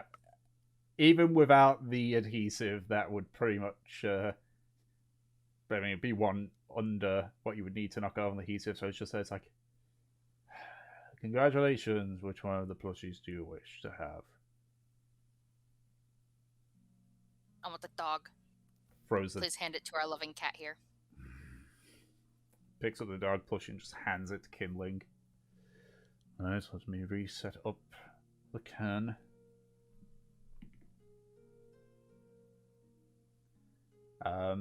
You see him like take the bowl again, and he's just kind of like looks back at you and just like shakes his head and tips out the bowl. Still brushes it with the brush and places it on.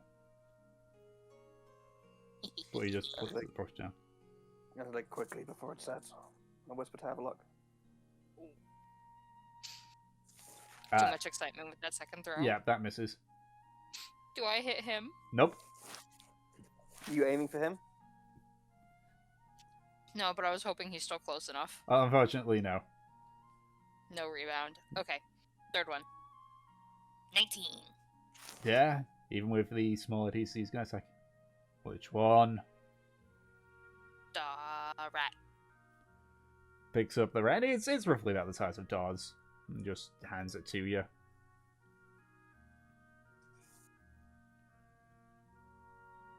Oh my god, guys. They can be win, will, and way. Ah. Again, sweeps it, places the can back on. Now, I paid for 2 more plays. We're going for your apples now. Fine. This guy. 12. This one, it hits the can, and just falls off it. Oh, unfortunate. Again. 13. Just like the first time you hit the plushie on it, just sort of like leans over. It's like, let me reset it. So place I it. want to throw before he goes over to it. Okay, go ahead. Oh. Yeah, it hits and it goes flying over. It's like, Fuck you, that is my apple! fine. So like goes over to so I get a small box.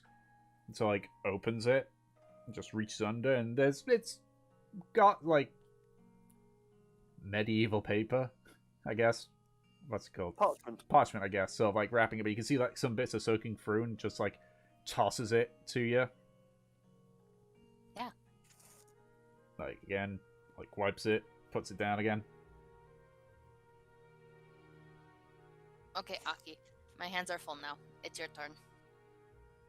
You can do it. Go. Right. Go. Okay, what are we going for? Do you want to win silver back, or do you want to get all of his apples?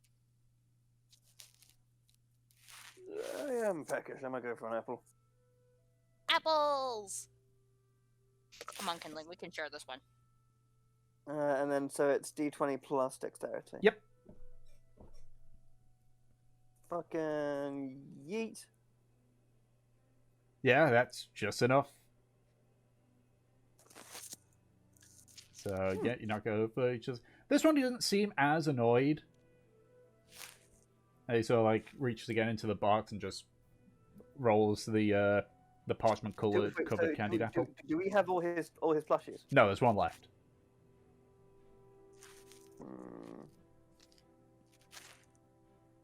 I might go for it. Yeah, I'm gonna go for the plushie you can. All right. Fuck. Nope. This bounced off it. You know, at this point, like he doesn't like he's based on whatever adhesive he's got left in that brush, so it's definitely not able to stick as hard. But even then, that's not enough for this one. Okay. I'm gonna give it another go. Okay. Same medieval plushie can. Mm-hmm. There we go. Reaches down, picks up the last tool. Looks identical to the one that you'd first gone, and just hands it to you. Thank you very kindly.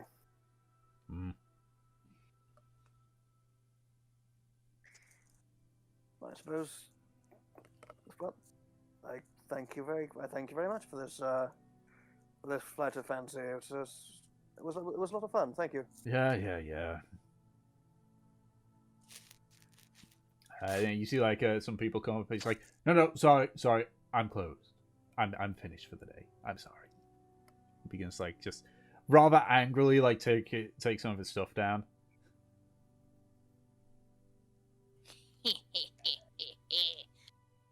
We have food, we have plushie, we have everything we want. Indeed. So what do we do now? Do we eat apples, fill up on kebabs, and introduce our new friends to each other?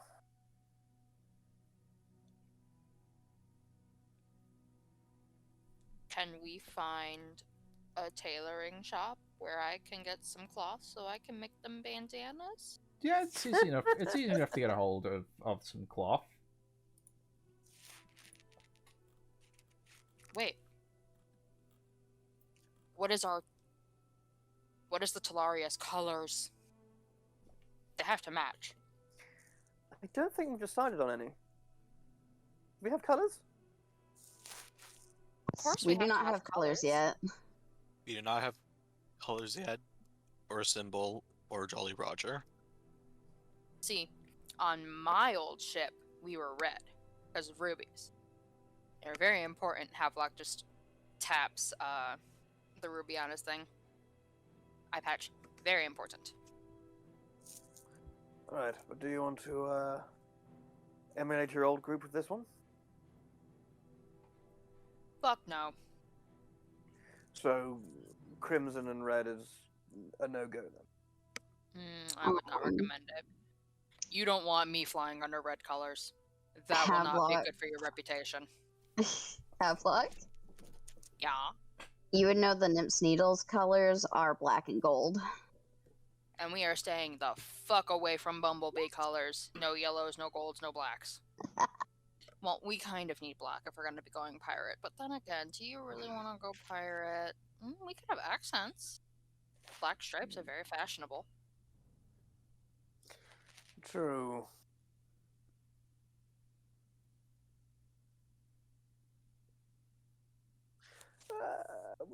I don't think we really had family colours, honestly. Gasp, nobility without family colors? Peach must be seething in her boots. Right, what the fuck?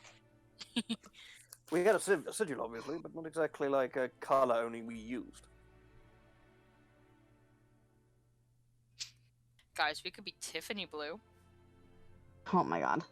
Not bad. Barbie pink. I was thinking teal. I was Yeah? thinking like teal and silver. Ooh.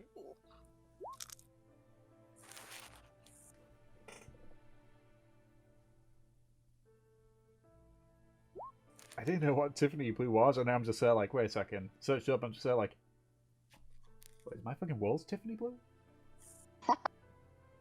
Pretty much, yeah. No, it's that, like, No, I've jewelry just, thing I, Tiffany's. yeah, I've just googled the like that Tiffany blue thing. It's like, oh, wait, hold on. But no, mine's just like a bit more greenish, I think. It's very important. We don't want to be sued.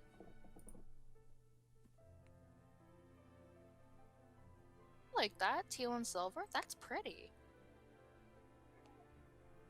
I think teal and silver would be really nice.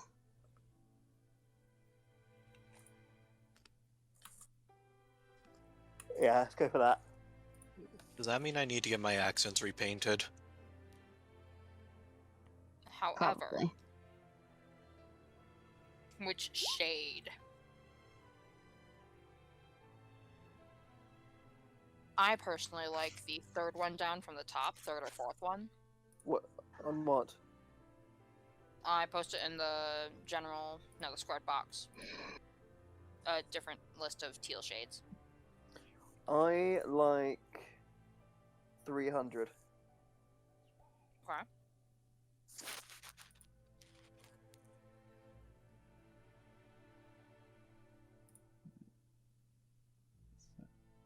Um, Everyone else?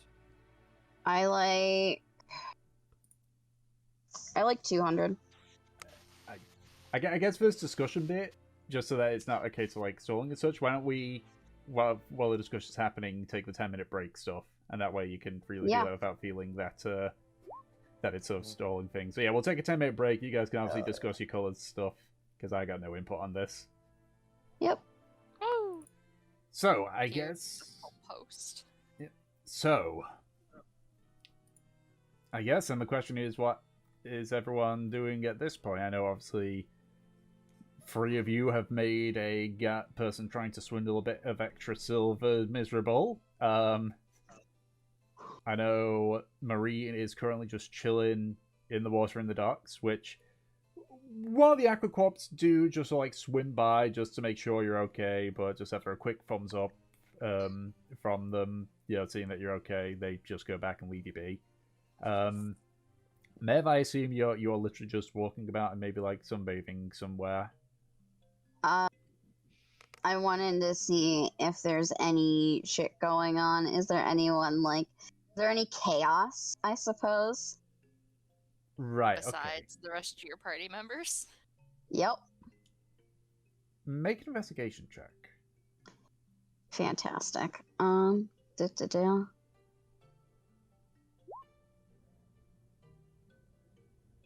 No. 3. I mean, looking around, you can tell that security is definitely on the up and up because of the festival at the moment. You get the feeling that for these past 2 days, it's probably been quiet in terms of the chaotic side. Maybe in areas that are, maybe not in areas that are, well traveled because of the festival, but just in the areas you're walking about in right now, it seems pretty quiet, and as I said, there is a very heavy guard presence at the moment. Okay. Alright, so there's no chaos going on. Not at the moment, no. Unfortunately. Unfortunately, yeah. Alright. If that is the case, I'm going to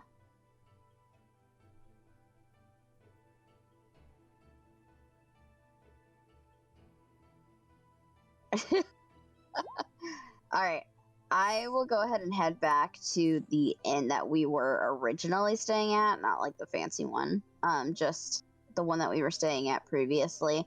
And are there like job boards there?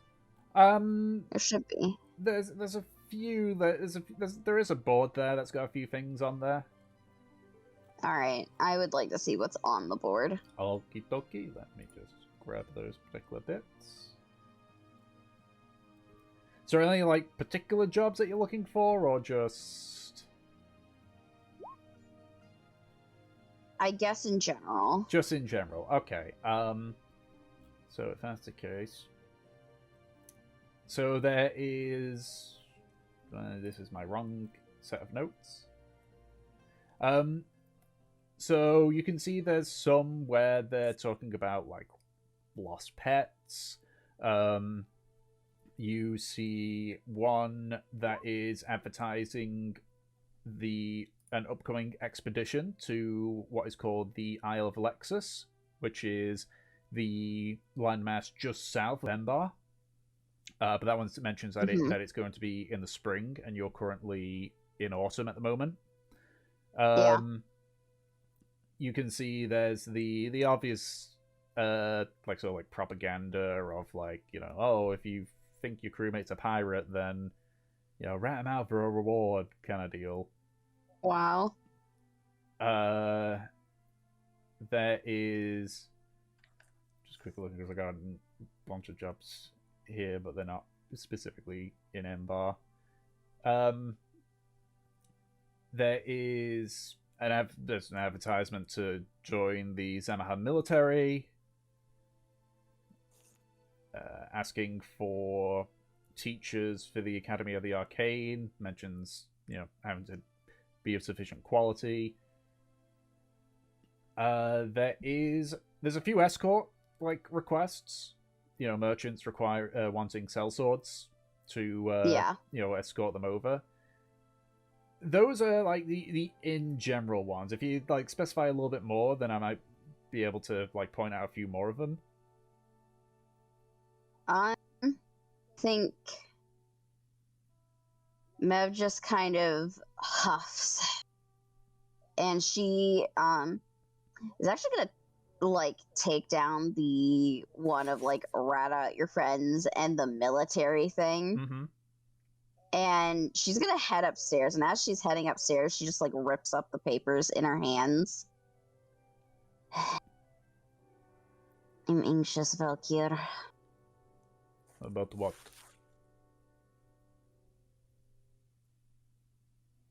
I don't know. Just everything. More so how nothing is happening. Nothing has happened.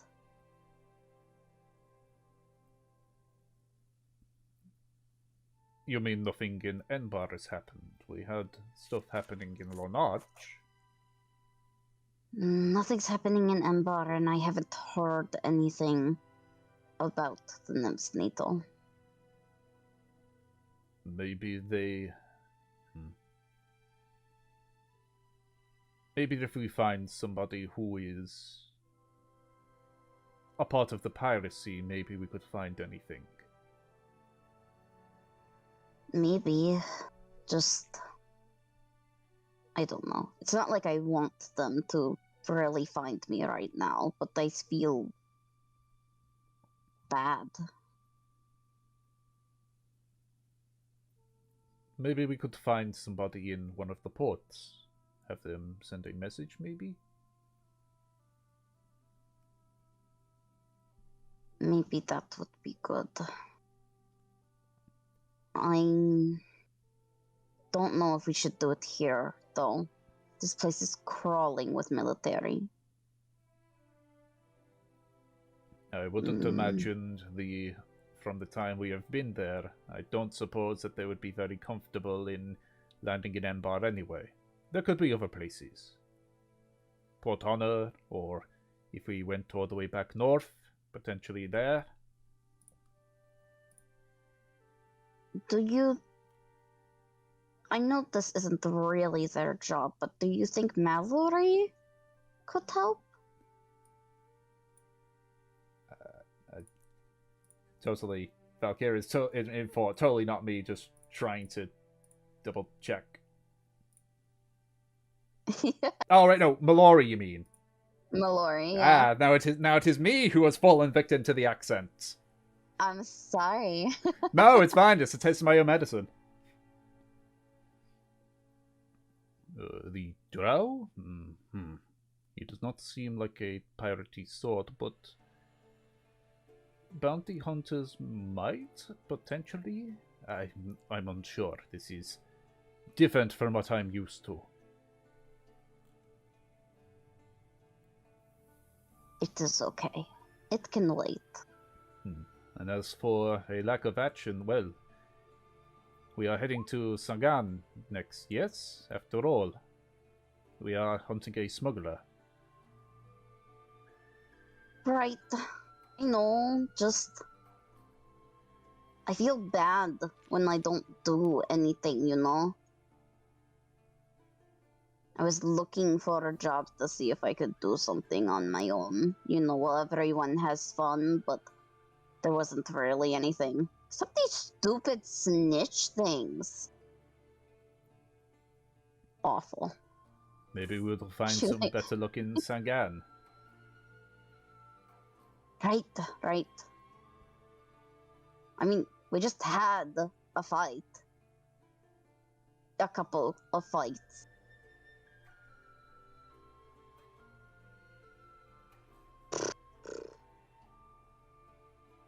She flops on the bed.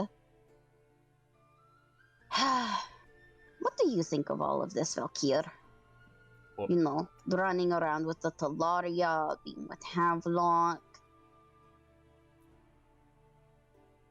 The choice of sticking with them is purely yours, but in my opinion, they don't seem like terrible people. There's issues with them, sure, but I don't know. I suppose...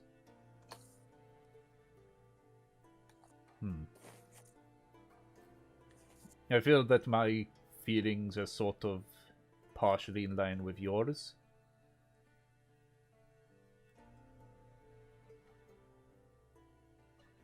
When you mean like how I'm not sure if this is the right thing to do? I haven't seen anything yet to make me believe this is the wrong thing. Some things that got us to there may have been the wrong thing, but traveling with them? No, they haven't done anything yet that makes me feel that what we are doing is wrong. After all... Shannon. Continue. After all, did we not help get to the bottom of an attempted murder in tow? Did we not save an influential member of a family in Magin? Did we not clear the name of an archmage in an arch? Just because we haven't done anything in Empire of particular notes doesn't instantly mean that all that good has been for naught. And as I say, we are helping Aki with his little conundrum. We're trying to find information of a smuggler in Sangan. The methods might be questionable, but what we are doing, I feel, is right. You're right. I just can't sit still. it's not like, you know, the things that we've done aren't good. It's just that I feel like, you know, if we're not doing something constantly, it then that's bad. One of the few things That's that I right. one of the few things that I still recall from my time was that constantly moving and constantly pushing yourself may bring results, but it also brings a chance of you giving out. Sometimes it's good to simply sit back, relax, and enjoy yourself while you can. The hard, constant work, that will show up eventually. And it might get to the point where you wish for these quiet times.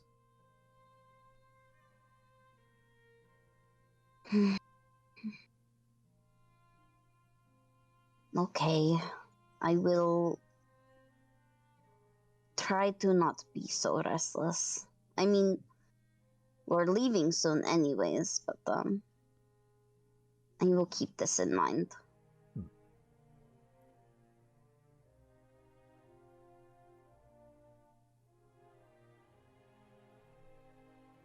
Alrighty.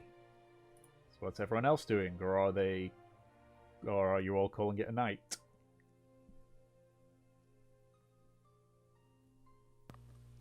Havelock looks to his companions. I don't know where Mev is. Why don't we just get, like, the biggest single bed they have and sleep with the stuffed animals? Yeah?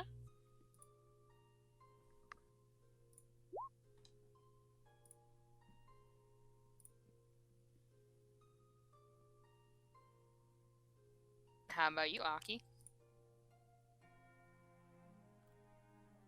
Cuddle with the boys all night? Well, you see, it would have been helpful if I hadn't been suddenly emburdened with an inability to speak.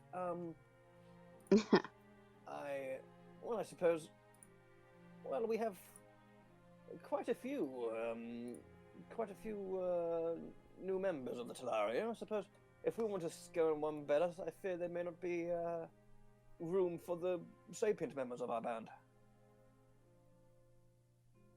Nonsense. There'll be room. Yes, but room enough for comfortability. Are you just chicken to sleep with two handsome men? Havelock's gonna wrap an arm around Kindling's shoulders, pulling him in close. Yeah? Well, no, Yeah. but what if I get hot? And besides, I'm known to wriggle and shift about in my sleep. I don't want to agitate or hit you. I could tie you to the bed again.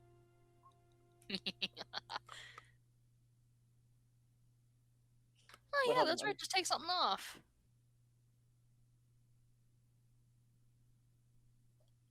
Wait, I'm trying to remember the whole situation of being tied to that bed. Havelock tied you when you were still a cat, and then you woke up as a man on the bed. Oh yeah, that was funny. And then I was incredibly hungover, so I was about to, literally, I had to basically untie myself from the bed mid vomit. Yes. Good fun for the lightest of weights. Yes. And he goes, "Oh, so of course you did that, didn't you? That makes sense now."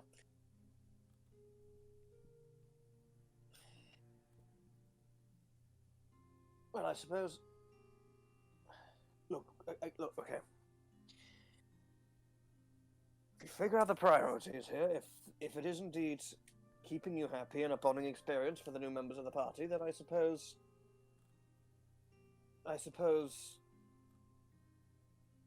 using the same nesting materials as it were may decent import. Very important. Very. So fine, if you wish to make an email, an email? What the fuck's an email? I invented it.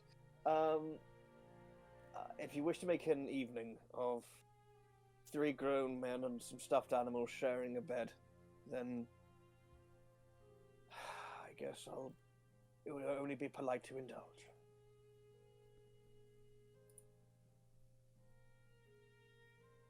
Three dudes chilling on a futon, shirts off. Possibly gay? No. Man.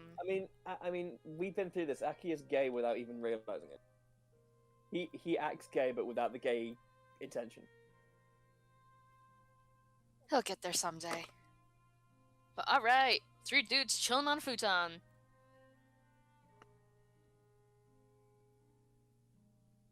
Alright. So, I guess then it is a case of everyone's just sort of going to be calling it a night then? I think so, yeah. Did we go to the tailor's? I would say, for the sake of brevity, yeah, you did. Okay. Cool. For the amount of fabric that you probably want, it'll only cost you in excess of about 7 silver. Okay. Hey, what is my return? You pay a gold, 3 silver.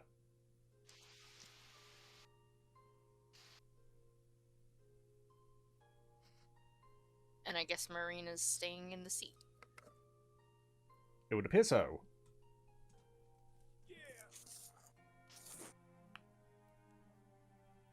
Alright. Don't worry, he'll just have noticeably longer kelp or seaweed on his head.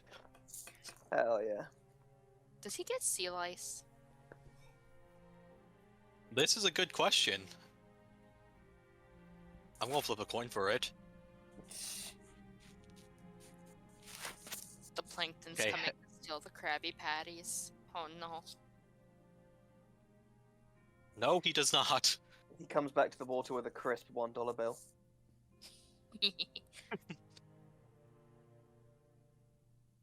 I had to wrestle a crab for this. Did you kill it? Can I eat it? Is it still alive? Can I eat it? It ran off after I took a claw. You can have the claw, though. Hum num num num num. I really want to know if there's genuinely like a backstory reason for why Havelock is so obsessed with eating crabs. You haven't gone on enough dates to unlock that yet. Oh, no. The trust level isn't high enough. I Okay. need to keep giving him gifts from looking at the wiki online. Yeah, and playing the match-free game enough times. Anyway. So. Eventually you all wake up. I assume you all are in the same inn. As a marine who's apparently chilling in the ocean. That's a point, actually. Would Havelock and Aki go like to? Would you reckon? Would the boys go to the fancy inn or the less fancy inn? Havelock would recommend the less fancy inn because he does not feel comfortable in that area. But before the other two wake up, can I make a stealth check? Sure. Oh, I'm terrified. Havelock, how many ones is that today? It's 3. You roll out of bed, thinking that you're trying to kind of be like low like a cat, but in your sort of like waking up mood, you don't realize how close the ground is, and you just flop onto the ground. I immediately start doing push-ups to try and seem like that was on purpose. 1, huff, 2, huff, 3, huff. What time of morning is it? Given that Havelock apparently is getting up before the rest of you, probably like 6 in the morning. Would that clatter be enough to wake us up? Make a perception check with disadvantage. Both of you. Disadvantage. Because they're asleep. Spicy. And then hold on. I think it is advantage. No. Perception, yep. So I need to add an extra D. There you go. That is. Aki definitely does. Yeah. So he kind of. How slyly do you turn the falling face first into a into push-ups? Quite literally, face hits floor, hand slap down, 5, 6, 7, 8, right into it.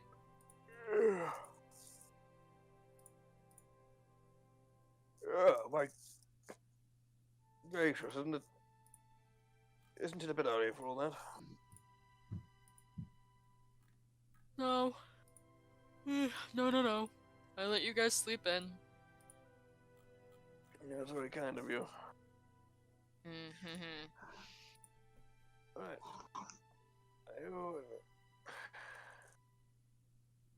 I guess now that we're up, do you fancy the customary morning run at all? Sure. If you need the oil, the jug's in my bag over there. Thank you.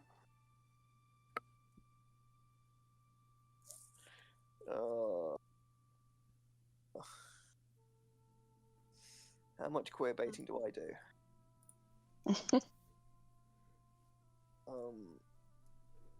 Okay, I'm guessing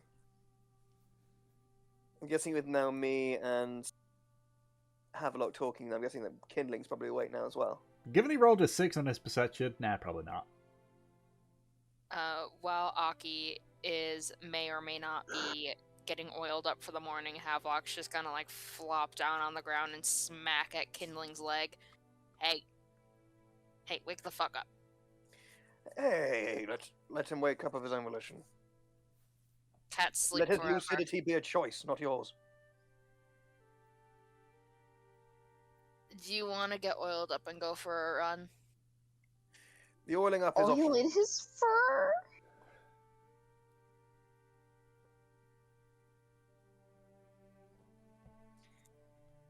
Can't get us if they can't grip us.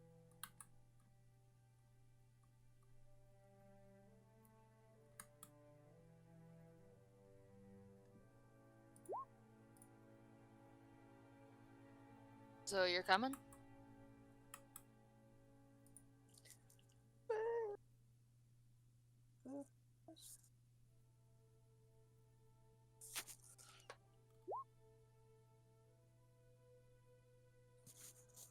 Leave in like 5 minutes? 5 sounds good.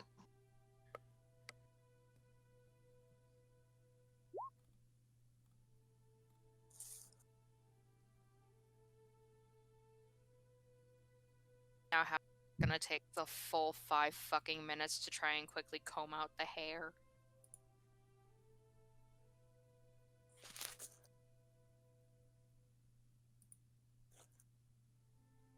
Alrighty.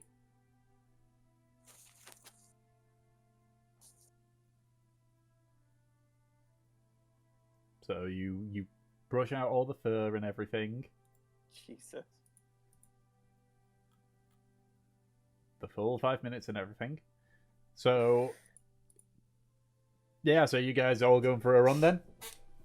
Hell yeah. 2 oiled, 1 non. Aki hasn't rolled up. Come on, man. Frankly, I don't quite see the necessity. It can't do that much benefits to being aerodynamic or any amount of wind resistance. Or No, but you look hot. And that's the point. why should I care if I look hot or not? The way that he says it. I'm exercising. I'm stretching in the morning. I'm starting the day off right. I probably end up finishing as a sweaty mess, desperately gasping for air. Why would I care if I look hot or not? Because appearance is everything.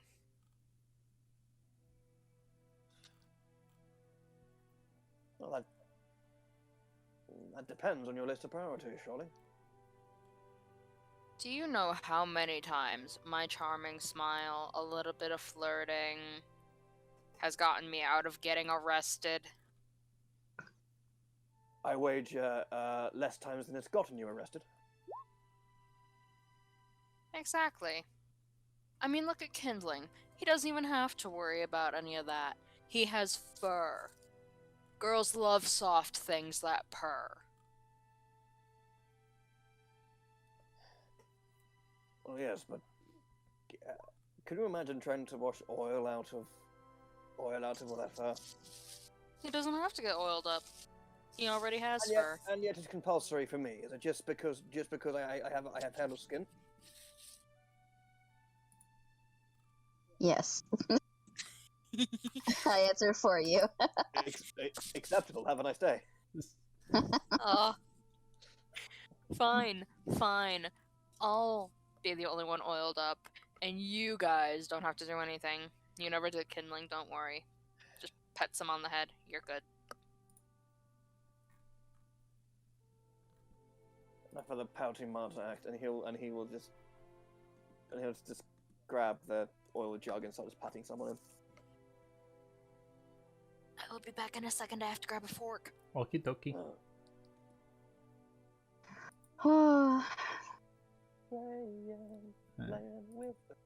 What about you, Mev? What are you doing?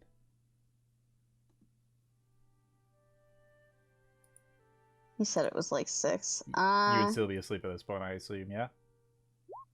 No, Mev's usually the first one up. She is an early riser, yeah. She actually would probably already be out, like, doing her own workout.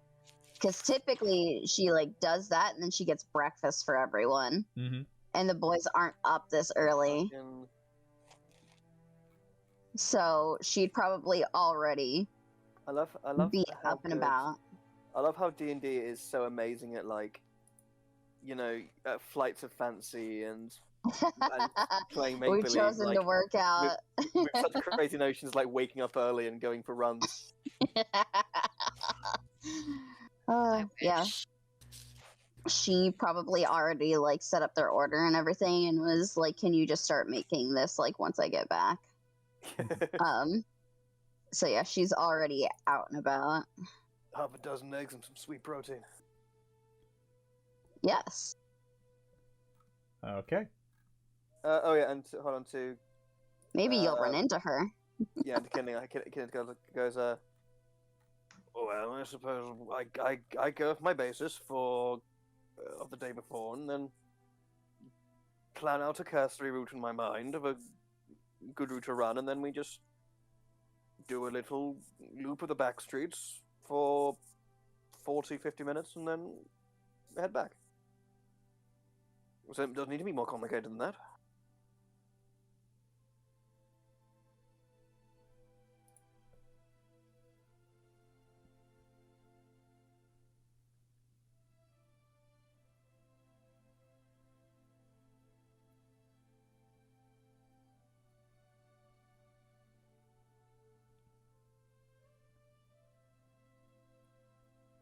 Alrighty. And never look back, or is this goodbye?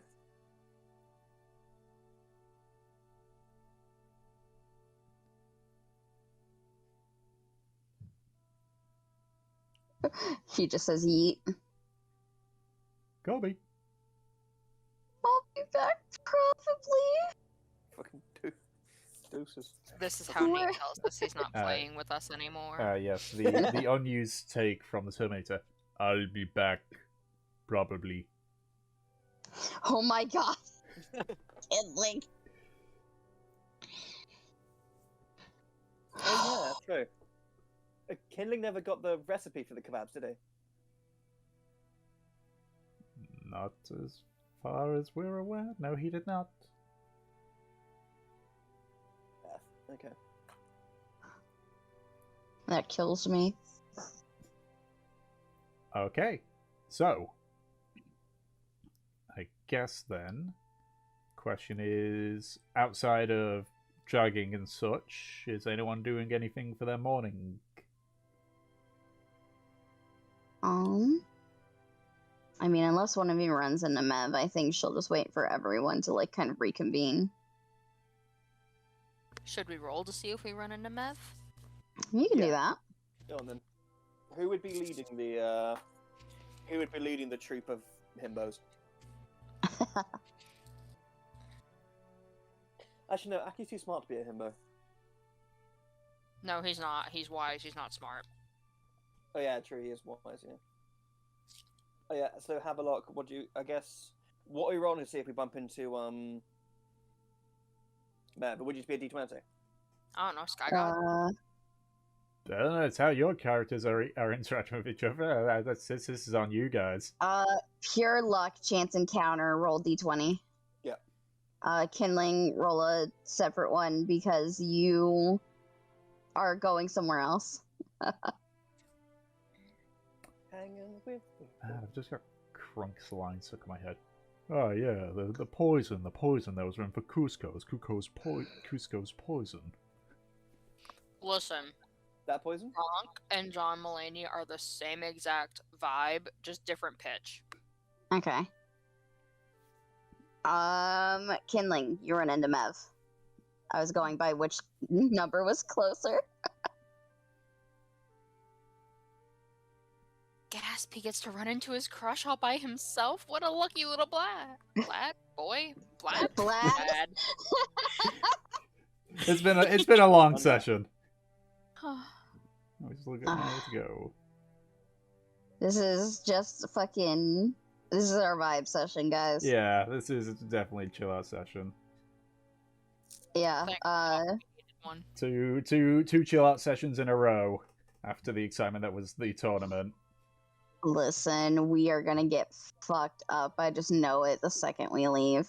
Yeah. I don't know what you're Fucking talking about. Tigers again. I don't know what you're talking about. Just gonna move those notes away. Yeah. This Are is you fun. guys ready to lose Crispy? Jeez. Never. Yeah, Mev is probably running like a little bit ahead of you, and she just, hearing her name, she whips back around. She's running backwards at this point. Oh, Kidling! Wow. What are you doing? It's really early for you.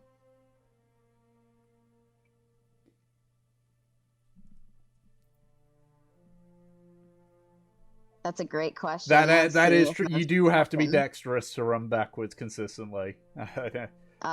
Dex check or save. Check.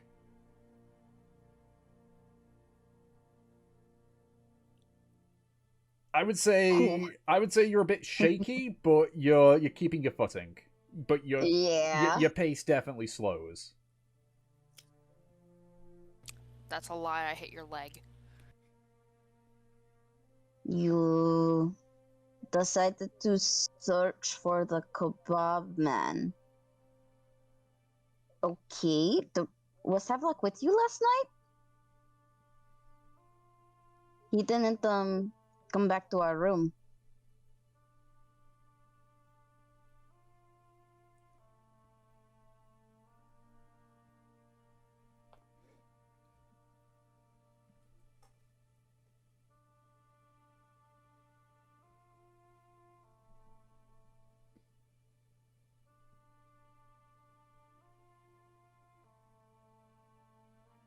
The other inn?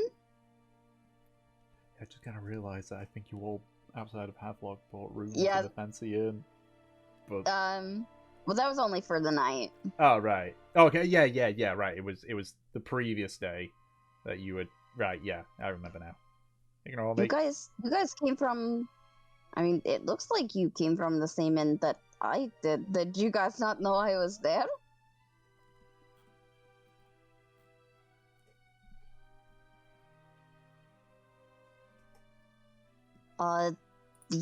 Yeah. Wow. I didn't think I was like that unnoticeable. Usually I'm not so, sneaky? Yeah, let's go with sneaky and not lacking a presence. Just for the players' sake, the other inn that you're referring to is Maiden's Rest. That was one that you addressed it at Kinley's initially. like, oh shit, wait, did I just insult her?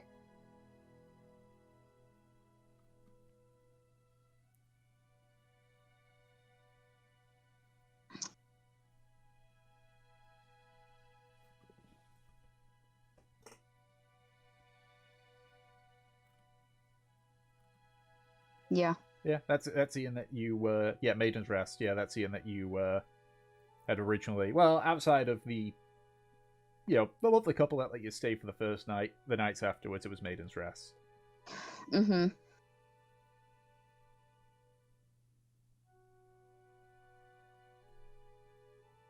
Yeah, Mev stops and she gives you this like knowing smile of like, you fuckers didn't even look.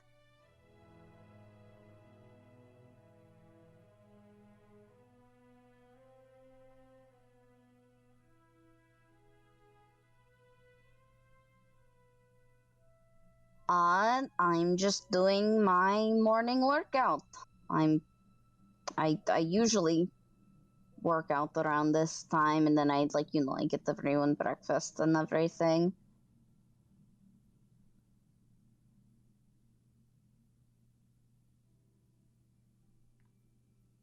Uh, but I mean, if you need help searching for like kebabs.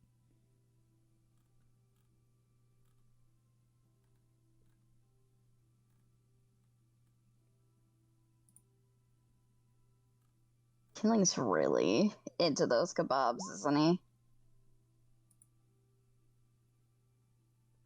he? Probably. It's pretty early. I don't know why you're searching for him at the 6-ish? I mean, the sky is still pink. She gestures a hand up to the sky. I'm guessing that Havelock, though, didn't wake you up for our kebabs.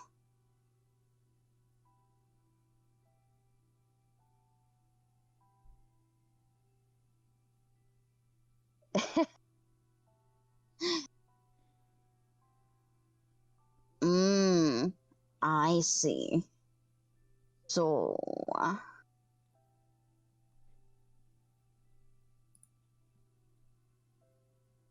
So you guys were going to go out on a run, and you got too impatient, and basically said, fuck you?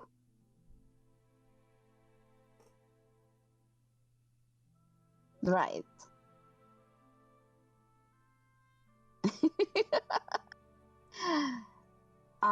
Well... I'm not really doing anything of importance, and you're probably not going to find any, I don't know if you're looking for the merchant, or the food, or the recipe. You're probably not going to find it at this time. But,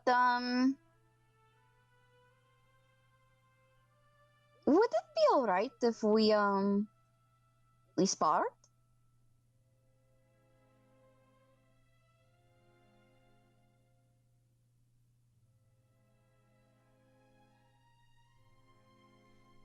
Fantastic.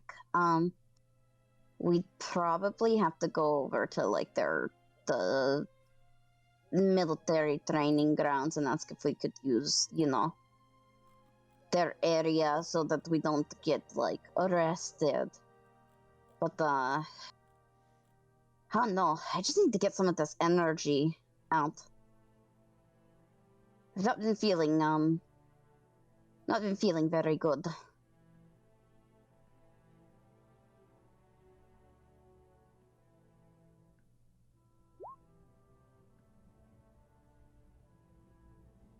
Race?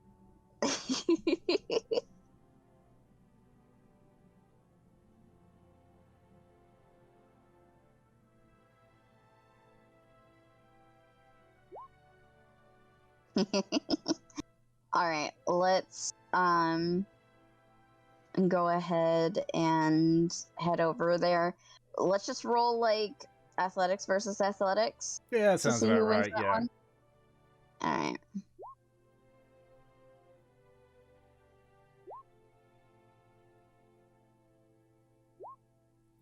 Yeah.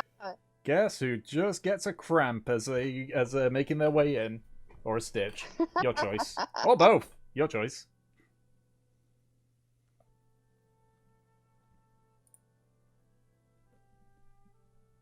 Freaking. Yeah, so you get about halfway through, and then you kind of like look back and see like Kindlin is definitely struggling. Like he's sort of like clutching his Ooh. side, and he's sort of like he's still trying to run the best he can, but you can see he's like wincing and like clutching his side. You assume he's got a stitch. Ooh. Yeah, Mev immediately stops and like goes to him. Are you okay?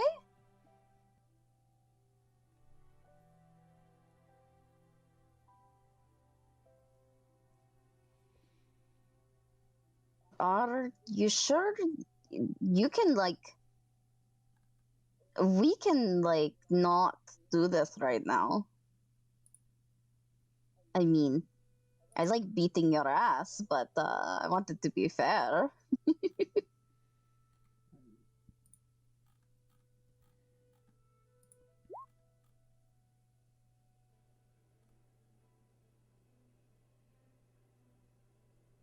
Hmm.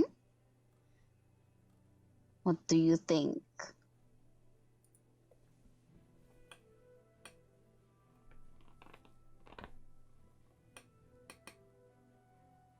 No?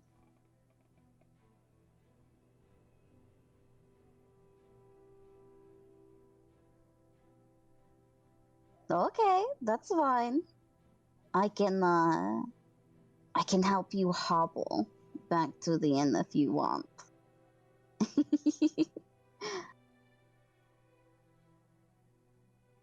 Yeah, she will she's distinctly shorter than you, but she will put your arm around her shoulder to like help you up. You'll probably want to stretch the leg out when we get back, and I don't think I have anything like heat-wise. I'm sure that like Aki could probably help. He can summon warm things, I think.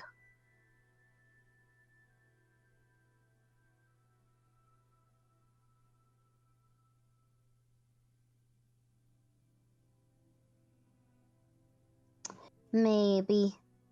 But I'm glad you stopped. I don't want to beat up a cripple.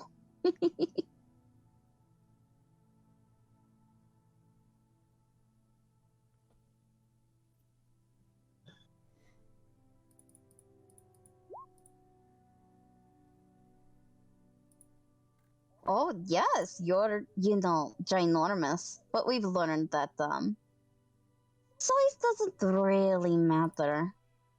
She like playfully punches him in the stomach. It's very, very light.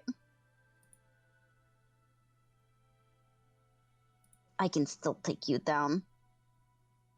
Probably hurt a lot more too. You know, the what do they say? Bigger they are, harder they fall. With how big you are, you could concuss yourself.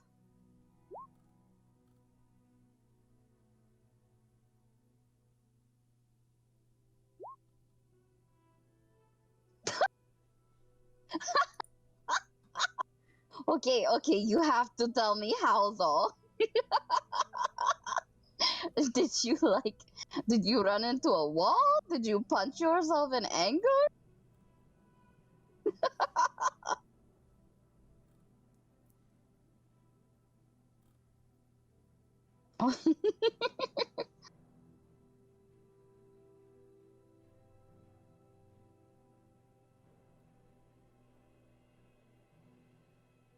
Ooh, I see.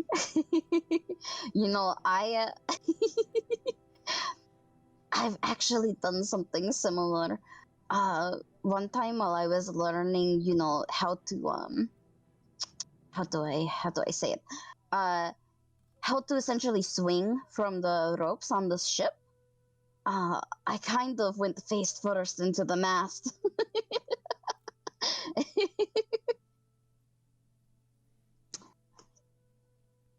I was knocked out cold.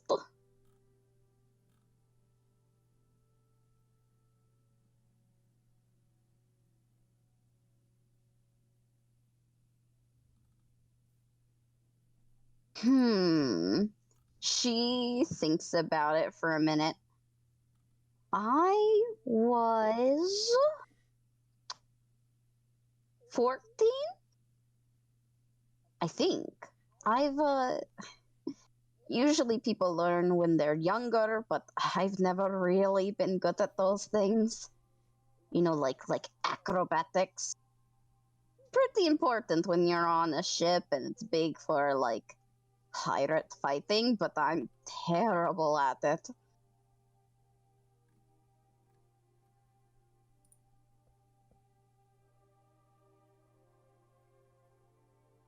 Ooh, I see. Well, I guess you win this one in childhood injuries.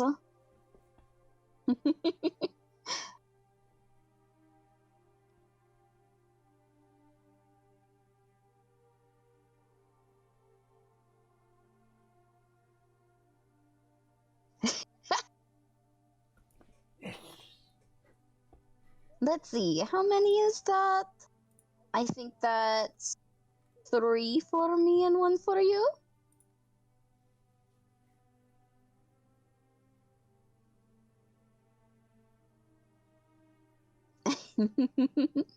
Who knows, maybe you can redeem yourself with the match that I owe you.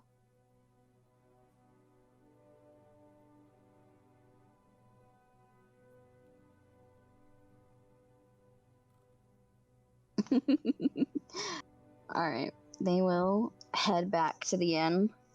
God, they're cute. What fucking muscleheads.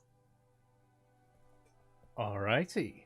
So, I assume Aki and Havelock, your run goes uneventful? I assume? Unless you're throwing something at us, oh sky god. Nope. And I assume... Roll for slipping on all the oil. Alright, Havok will roll to see if he falls. What am I rolling? Yeah, I would say Dex. Normal dex or dex save? Let's go with normal Dex. 11. You don't slip. Woo! Typically with that stuff, it's like, just anything above a 10, it's fine. Okay, and I assume Marie eventually joins the party after his little sleep in the ocean.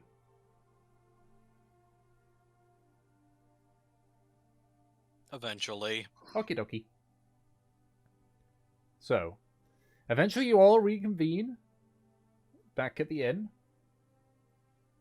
You all meet once again in a tavern. Your meals are finished and prepared and doled out to you. Woo!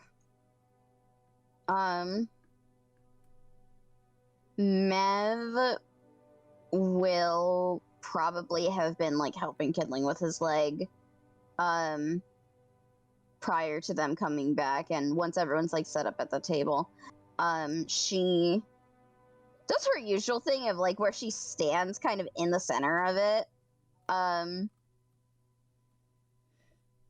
and, you know, she has, like, hands on her hips.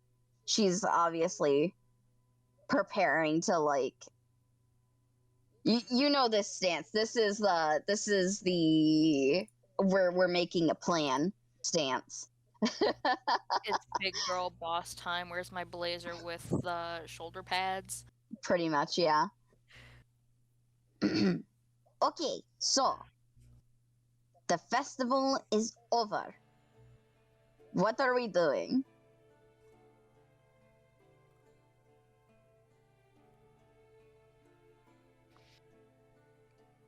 We're eating breakfast. You know what I mean. We have that smuggler to search for. We're going, down south. Mm-hmm. Yes. Okay, great. What's our plan? We can't just go into the middle of the forest and be like, hey, trees, Have you seen a suspicious-looking individual? No, true. That would be foolish. Can't druids talk to nature? I don't think he has that spell yet. That's like a level 3 spell.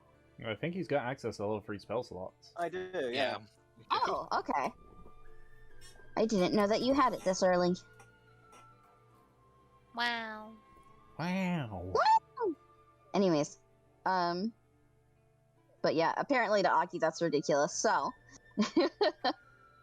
Well, I don't it's know. not ridiculous because we can't go around asking every tree. It's not like looking for one man and how many. If it's in a tree on the side of a major thoroughfare, how many people do one tree sees? We can look for a tree that looks evil. Why an evil tree? What would Evil even trees? constitute an evil tree? You know, twisted and gnarly and like dead. Evil Are tree those just must know evil rotten man. trees? Yeah. Rotten, evil, they go together. Sharp branch edges. That's right, kindling. So they're more likely to give you what, tetanus? Isn't for metal things? She has no fucking idea. There's no way that Mev actually understands that. We could maybe disguise one or two of us and go see if we can get in with shady people and see if the shady people know anything. Mev looks to Havelock and immediately looks him over and then looks herself over. You don't think we look shady enough? If you can get me a red wig, I can look even shadier. Why red?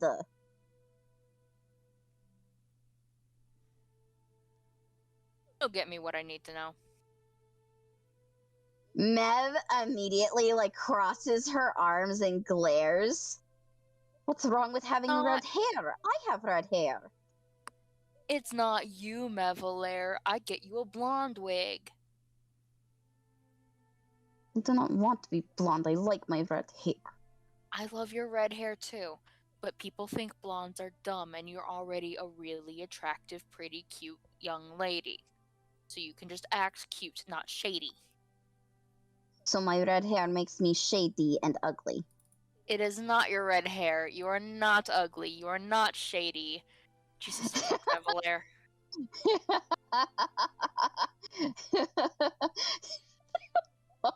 I could look like what some people would think as a ghost and be able to maybe intimidate my way into where I need to be.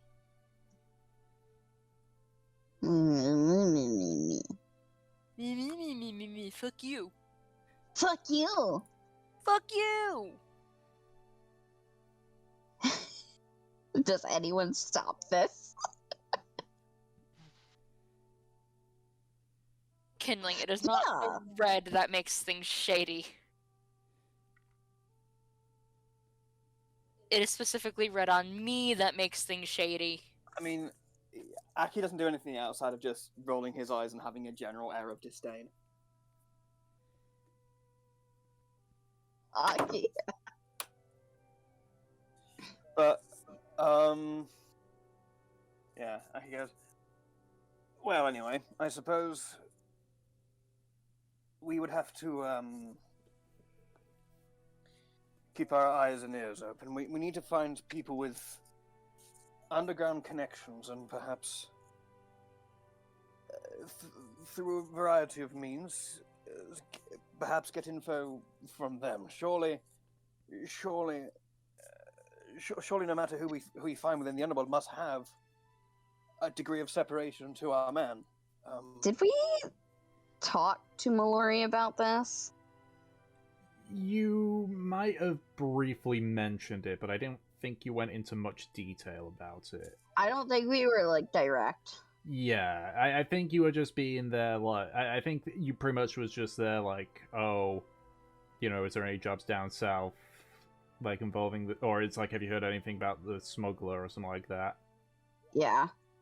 And he kind of Okay. gave a non-answer. He was kind of, you were asking more like, "Oh, have you heard anything about the smuggler?" And he was like, "Well, that's not really our area." But you didn't go into much more detail on the questions beyond that.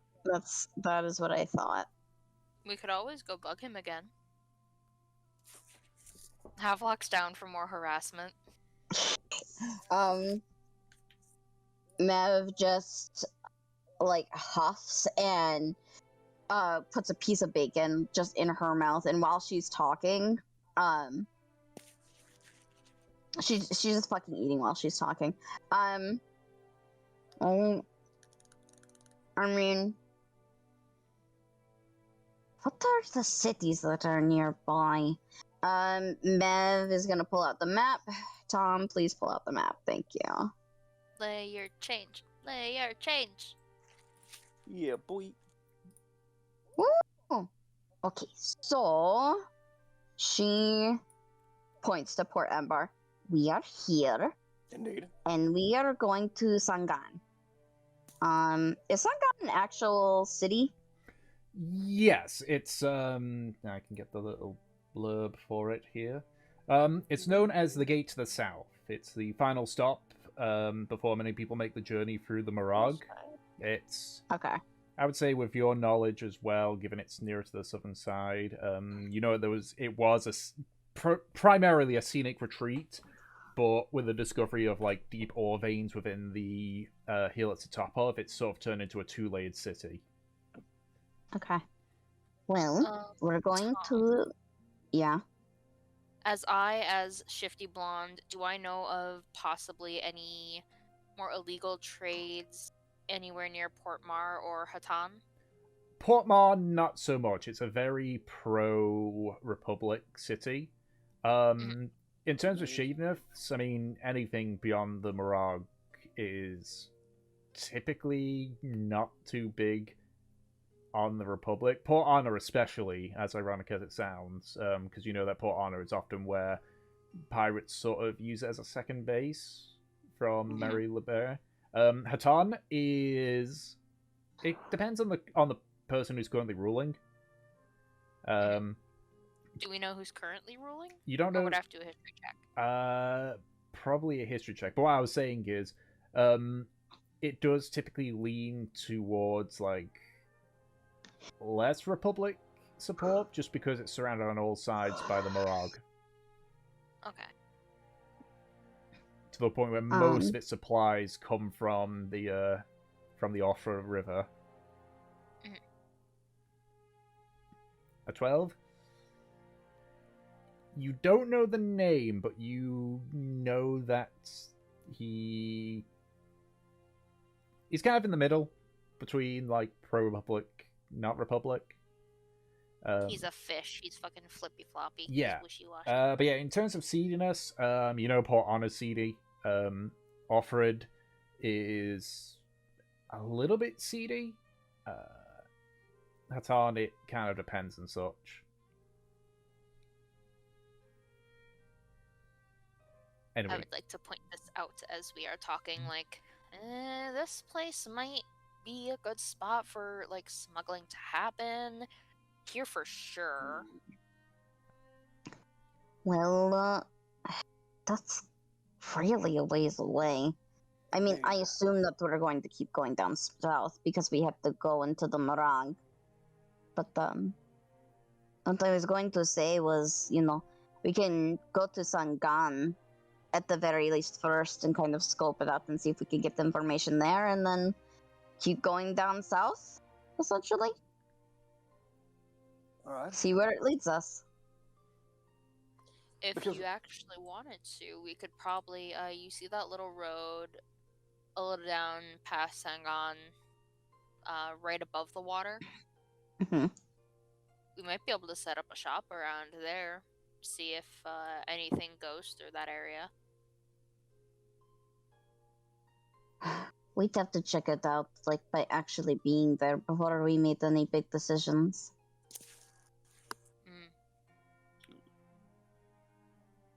What were you saying, Aki?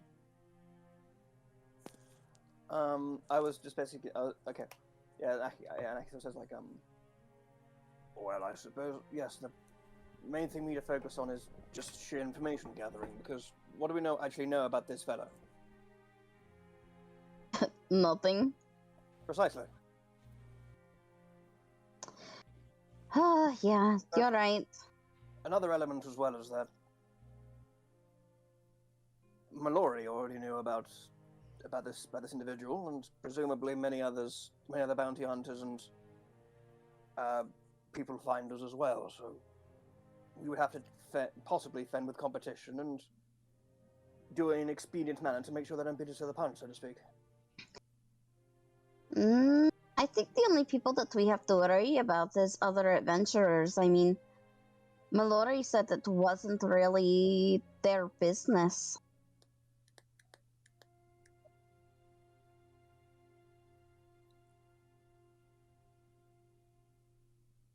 Maybe if we're lucky, we can chum it up with some other adventurers and see what they know. Possibly. Or, steal him from under their nose.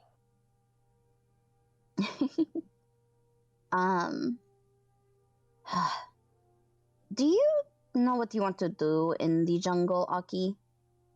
Do you know what you're looking for? Because, I mean, we're going there for you.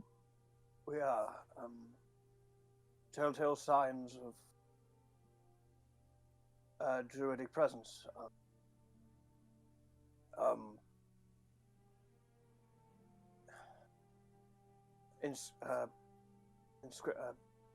Inscriptions in druidic. Essentially, I'm trying. I have such vague inclinations about anything pertaining to myself that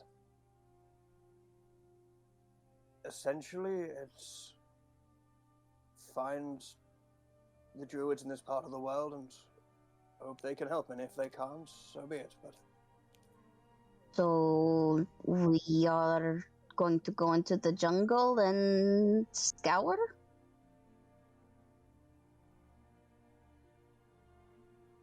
Is that right? For lack of a better term, I suppose so, yes. But hopefully it should be easier with one of their own. Right. We shouldn't be totally lost scrambling in the dark. If that is the case, it sounds like we're just heading to Sangan, hoping we find some information there and going from there. But, Right. we should probably really, when we get to Sangan, that is, really prepare, rations and water and things, because it sounds like we'll be in the jungle for a while. We can always hunt for food, but it's best to have things on hand. You can't exactly hunt for water now, can you? We can create water. Technically true. Oh, you're right. I forgot that you can do that. Also, I have jug. So we won't die of dehydration at least, and that is the worst thing. That'll kill you first. Mm-hmm. And we do technically still have food with Crispy. If it comes down to it, we can eat a horse. It won't kill us. A last resort, yes, but not just because of the package, good lord. Well, that's why I said a last resort. I bet Kindling would really like the hooves. He probably would. Could his teeth make it through the cartilage? Oh, well, you sucked the bone marrow. Oh, I thought you meant eat it whole. Eat it whole? He wouldn't know. He clearly hasn't sucked anything out of his life. Mev just bites her bottom lip, like trying to hold back the cackle that she has. I could make mayonnaise. Oh my god. I don't suppose you could just make a thin soup. Mayonnaise. I can try. We have cooking gear, right? You got Yeah, you that? got two of us. I need like the pots and the knives and everything. Yes. Right. I was just making sure. Do you have Wow, Rocky? you guys are Do you really look like prepared. Hold on, I'm just rifling through my bag of men. It's going to be in here somewhere. I'm just going to take my time with it. I don't want to miss it. Bag of many mysteries. Hide.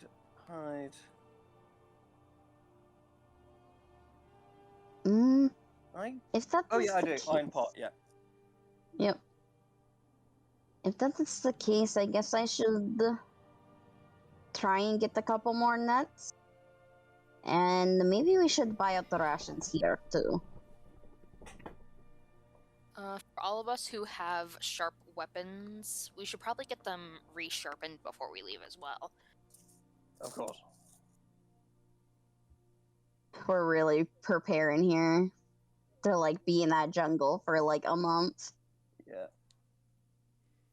Also, we know also out of game. We've had 2 calm sessions. We know there's a storm coming. Yeah. Oh, honey, you got a big storm coming.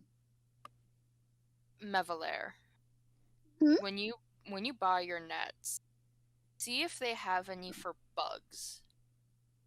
Bugs. Right, okay. We should probably at least put like bug nets over our tents. Or we can all just stay in one tent. We should see if they have a bigger tent. I am not having mosquitoes bite the titties. I'm just not having it. What titties? Your titties, clearly. Okay. Get mosquito net, get the big net for like animals, get rations, and try and see if they have a bigger tent. Indeed. We should also get some bottles. Little bottles, vials, flasks, anything. You're probably better off going to an alchemist for that, but I can check. I'll go to the alchemist. Any of you guys want to come with me to the alchemist?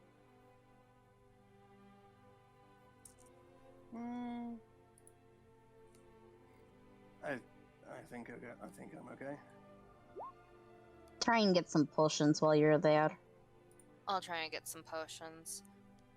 Because we can get really cheap, flimsy flasks and put acid or honey in there. We could do vinegar, break it over people's eyes if needed. Actually, I can make acid with this thing. Can I flip through my book pretty quickly that I have the basic alchemy stuff and see if there's anything for bomb making with acid? Or anything I could use that acid for? Molotovs. I mean, there is a mention in regards to, like, having alcohol in a bottle. Yeah, Molotovs. Mhm. Like, that's simple enough. That's one of the easy ones. But when it comes to, like, I mean, you do see stuff about, like, making bombs, but there's several kinds, like, if it's specifically about acid. One of the big things that it's mentioned there is that it's easier just to put the acid in a flask and throw it. So it goes more in about making the acid and everything. Okay. Listen, we don't know what we can face in a jungle. We're getting prepared. And we could always use more weapons.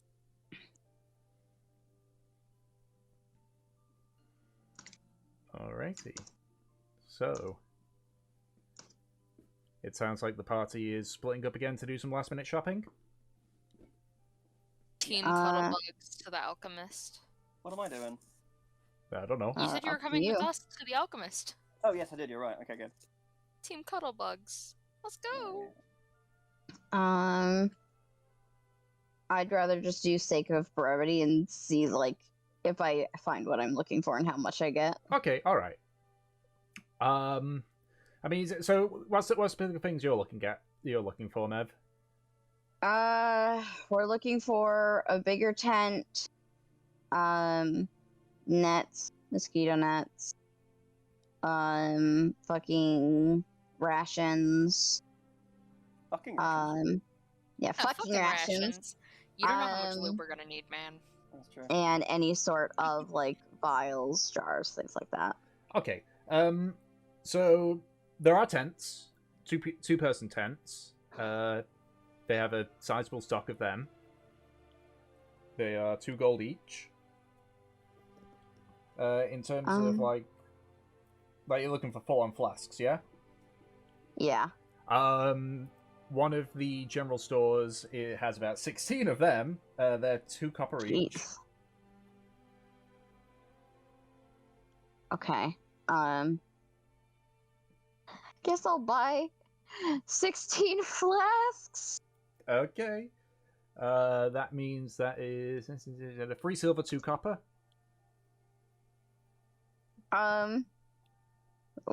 Okay. Do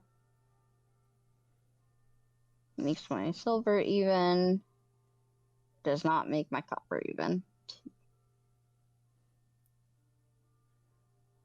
All right. You said rations. You could probably go around and probably buy out most of the rations. Let me just remind myself because I think it's 5 silver pieces each. How much are you willing to spend on the rations? Just tell me how much it costs. I'll. Okay, if you're gonna go to every single shop in Embar and buy them out with like travel-ready rations, you are looking at a staggering 44 pieces of rations. Okay. So that is 22 gold. 22 gold.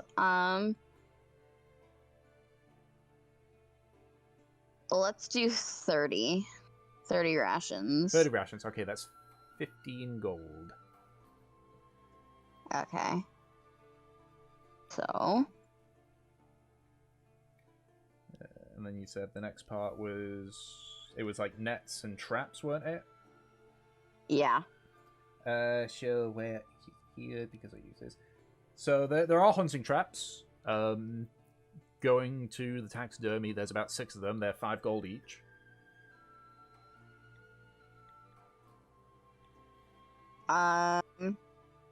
For hunting traps? Yes. Let's get 2 of those. Okay, so that's 10 gold. Yep.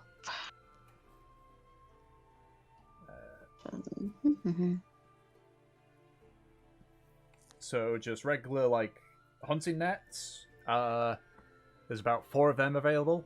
It's sort of actually a mixture between those that you find in the docks and the hunting area. They're 1 gold each.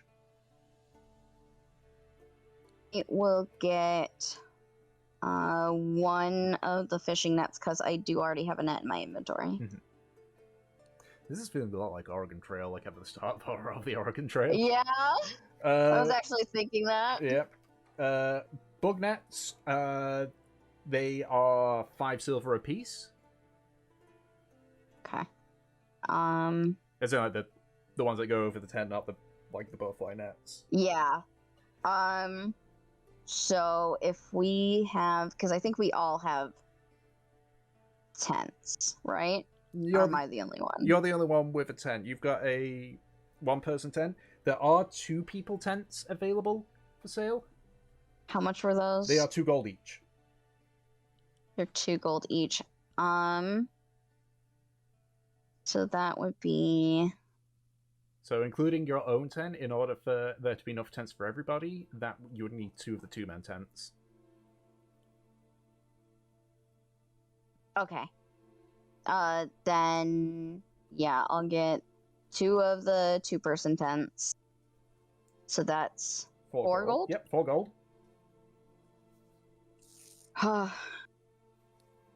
2 2-person tent.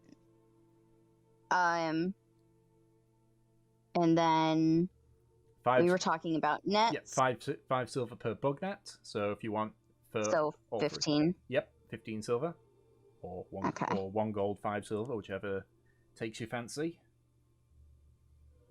Okay. So, paying that. My fucking god, I'm so glad that I didn't roleplay all this shit out. Oh yeah, kind of had the feeling. Okay.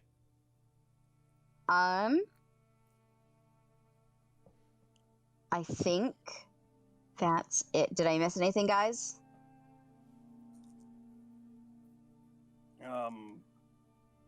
I don't think so. The stick up Aki's ass, like. I think we forgot a kitchen sink in there. Oh fucking hell. Can I get just for my because some of us can't fucking see. I just want another lantern. Yep, you can a regular lantern or a bullseye one, or a hooded lantern or a bullseye one even. What's a bullseye lantern? It's a better lantern. It's a better lantern. Yeah. I want a better lantern. Yeah, because basically the bullseye lantern, it casts a light in a cone for 60 feet, and then dim light for an additional 60 feet. Yeah, I want that one. Whereas a hooded one is 30, but you can dim it to 5. Okay, that's cool. Okay, if you want a bullseye, it's 10 gold. It's 10 gold. I give them a platinum. Okay, and do you need any oil for it?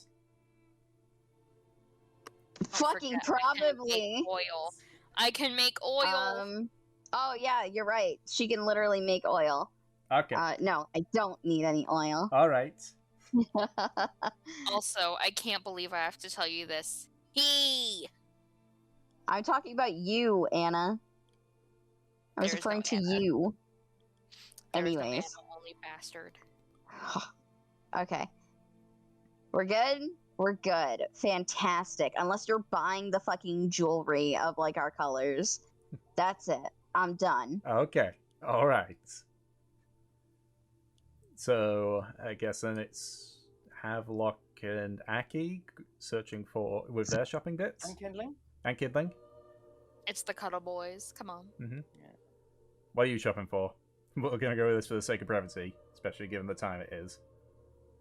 All right. So, us as the members of the Spoon Drawer, we. So what do we need? We need health potions. We probably need. Does this place also sell the ingredients for the potions as well? It can, yes. Okay. Do any of us, any people in the party have like alchemist tools and stuff, or know how to use it? I have books on alchemy. I have like 6 of them. Oh my god, you fucking nerd. Okay. Yeah. No, I do not have alchemy tools. So we can buy some alchemy tools. We can get some bottles for potions. Mm-hmm. We can buy the ingredients that we need for it. We can get some really cheap flasks that are going to be able to break, so we can just like throw acid at things. Yeah. Whatever existing health potions they have. And I actually would like to get everyone the turquoise and silver rings. Cute. Okay. That's a big list, so we'll have to go through that quickly one at a time. So,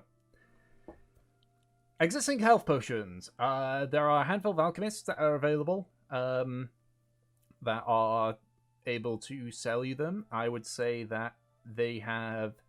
Yeah, let me just grab the health potion so I'm correct with these. Yeah.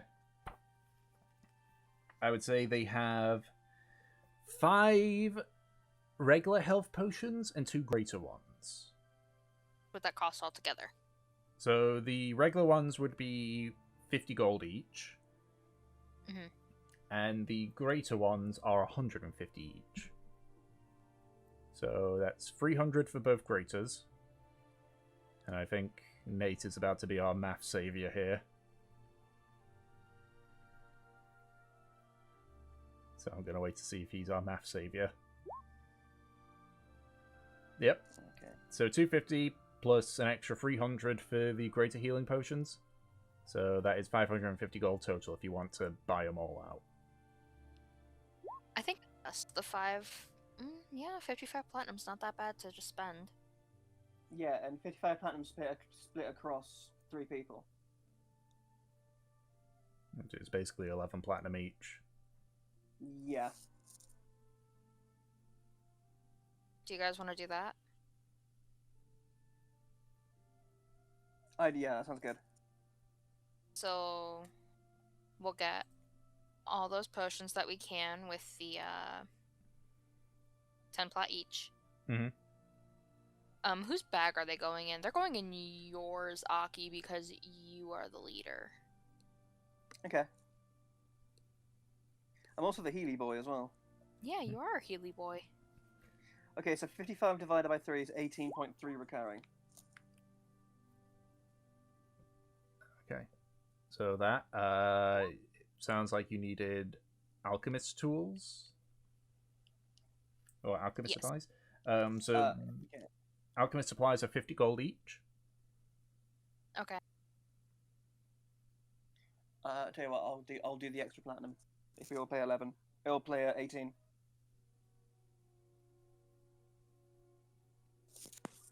All right. And then you said you wanted bottles. Any particular bottles or just bottles?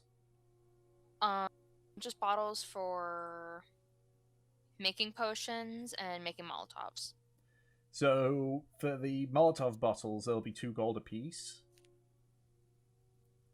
Okay. So depends on how many you want to buy with that one, because there's lots of bottles. And I'll just go with 5. 5. Okay, that is 10 gold. And then for the actual stuff used for the potions, those are just regular vials. Those are 1 gold each. Okay, I'll get 10 of those. Okay, that's enough 10 gold. Alright, what else did we need? Ingredients to make health potions. Some of them you would need to gather in the wild, but you can get all the like store-bought ones here. I would say you could get enough for another 5 regular healing potions for... Okay, and how much? Let's put it at 100 gold. So 20 gold each. You guys want to do that? Yeah. Bet you're thankful for all of your winnings now. I know, right? And the thing, we were going to spend it on, like, magic items. You never know, you could. I don't know how much you guys got left. I've got 101 platinum left. Yeah, so that's still 1,000 plus gold. Yeah. I'm saving up for a legendary. Ah, yes, 50,000 gold. I'm like point something. I more want to aim for getting like a +1 weapon or something. Ah, the joys of playing both MMOs and D&D. They meld together. Woo!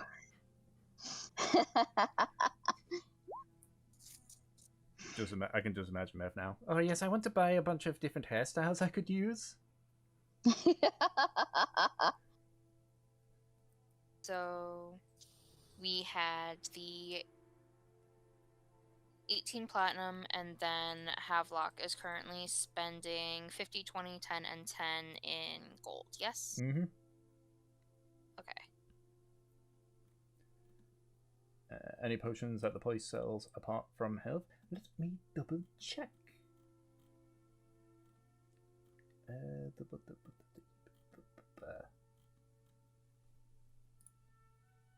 That's the wrong bit. One of them is selling a... What potion is that? Well, it's not so much what potion it's at, it's what is the pricing of it.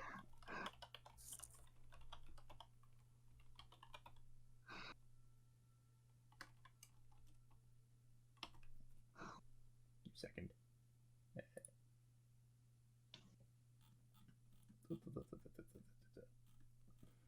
I'm just quickly looking at my list. So they are selling. Let's get my list here. It's not a potion, it's an oil, but oil of slipperiness is one.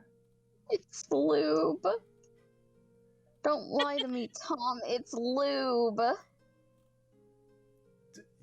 You How is it made, Tom? How do you make lube?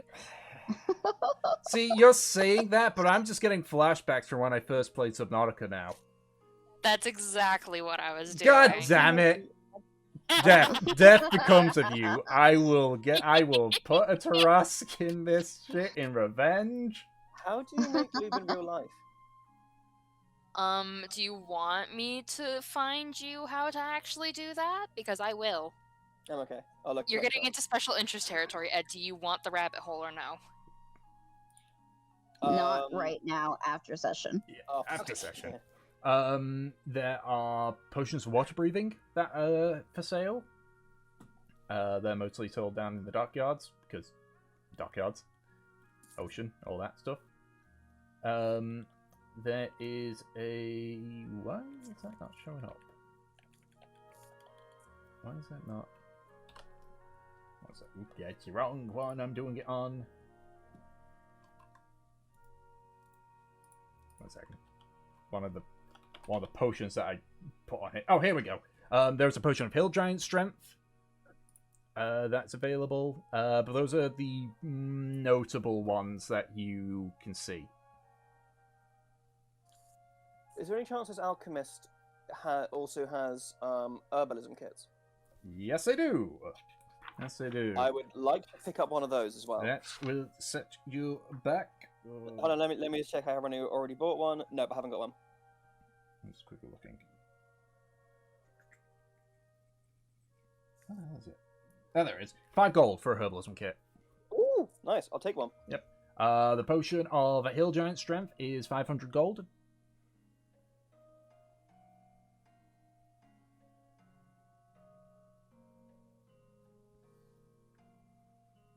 Okie dokie.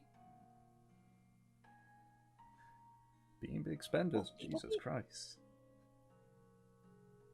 Listen, this is a shopping trip before we're gonna be like basically gone in the wild for like a month. And to be fair, you are in the capital.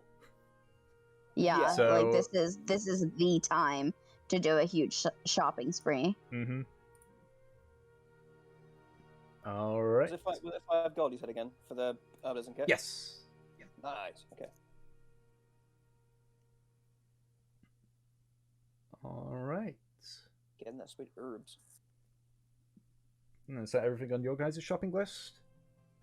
I think so. Yeah. No, it's not. No. Oh. Anna mentioned that she wanted to get the turquoise and silver rings. Oh, yeah, Oh, thanks. yes. Yeah. So they're just essentially like regular rings with turquoise in them. Yeah. If you look back through. Yeah, I see it. box. Yeah, I see it. It's the first ring that I posted. Oh, the first ring. So- Right. How much The money would I? turquoise in that little band. So it's silver. It's more of a silver ring with turquoise in it. Okay. Just to check, how much money from that trip to the alchemist? How much money do I owe you? You saying that to me or to? In general. You won't keep it So track. how of much it? money should I have spent? So why did you buy again? Well, personally, the only thing I bought was my herbalism kit, but then everyone else sort of collectively bought the potions and the ingredients and stuff like Oh no, Havok paid for all the bottles and stuff. that. Havok paid like a good 90 gold into things here. What about the potions? The potions we all paid 18, you paid 19 because you said you take the extra. That's it. Oh, yeah, okay. And then, so how many potions? 5 we have regular, 5. 2 greater. Thank you. I need to add that to my sheet. Hold on. And then we also have ingredients to make 5 more regular potions as needed, which I can do when we take breaks if you guys don't want Havelock to take a watch at night.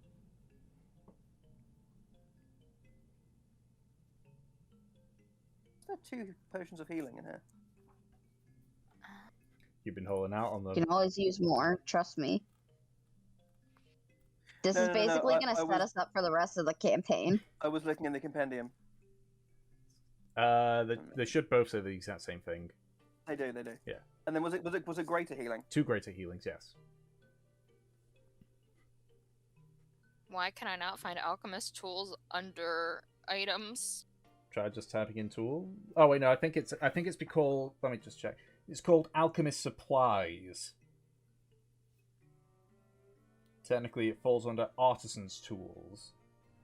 Okay, I found the alchemist supplies. Mhm. Thank you, Tom. No problem.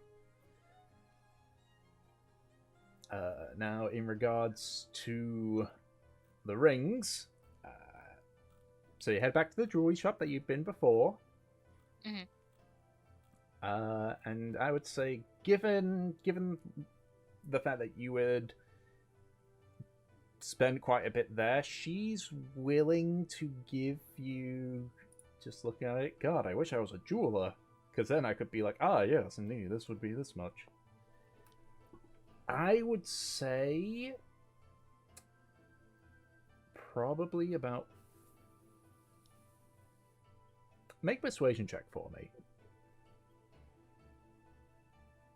Can I have advantage from having spent lots of money with her before for my Valere? Sure, why not? Yeah. Persuasion.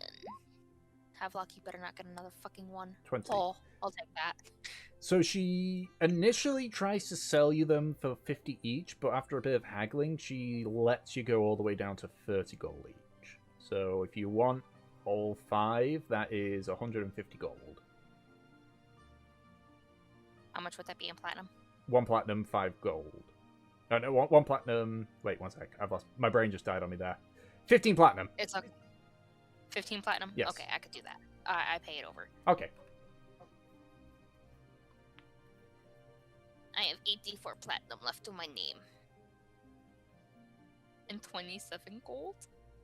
Still a sizable amount. Like, that'll get you. Yeah, it's decent. That'll get you some valuable items.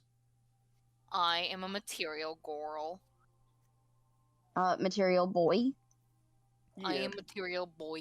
Yeah, boy. Yeah, boy. Oceans. Actually, did you guys want to make a stop by any weapon shop and see if there's any specialty weapons we can get? Trade in something old, get something new. I was actually gonna ask Tom, Yes. what would the price for a +1 weapon be?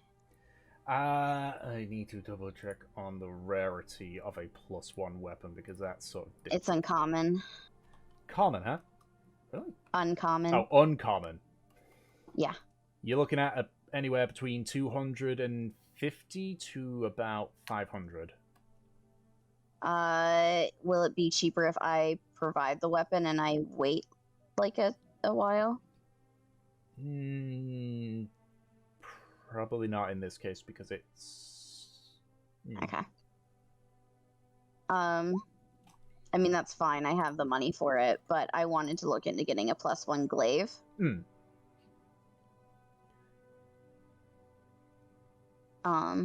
So if I can find one of those, I would quite like to get one of those. Yeah, I would say just for the sake of brevity as well, and just because you knowledge, there isn't technically a magic shop. However, you do have you do have a pretty powerful contact in the Academy of the Arcane. So Oh, yes, I do. it would be relatively easy enough to see if Ferron is willing to have somebody enchant it, but obviously the general commission price and everything. Yeah.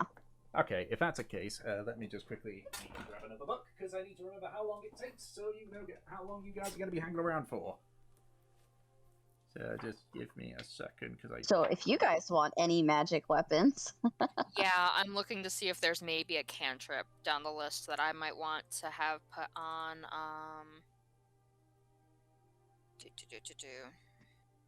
to have put on Liamar. Wait, Yeah. You only have cantrips put on weapons. Certain ones. Because it'd have to have, charges to use, right? Yeah, but it's also as well just how well it works. Mm-hmm. Why are there so many A's? Yeah. Fuck you. Oh.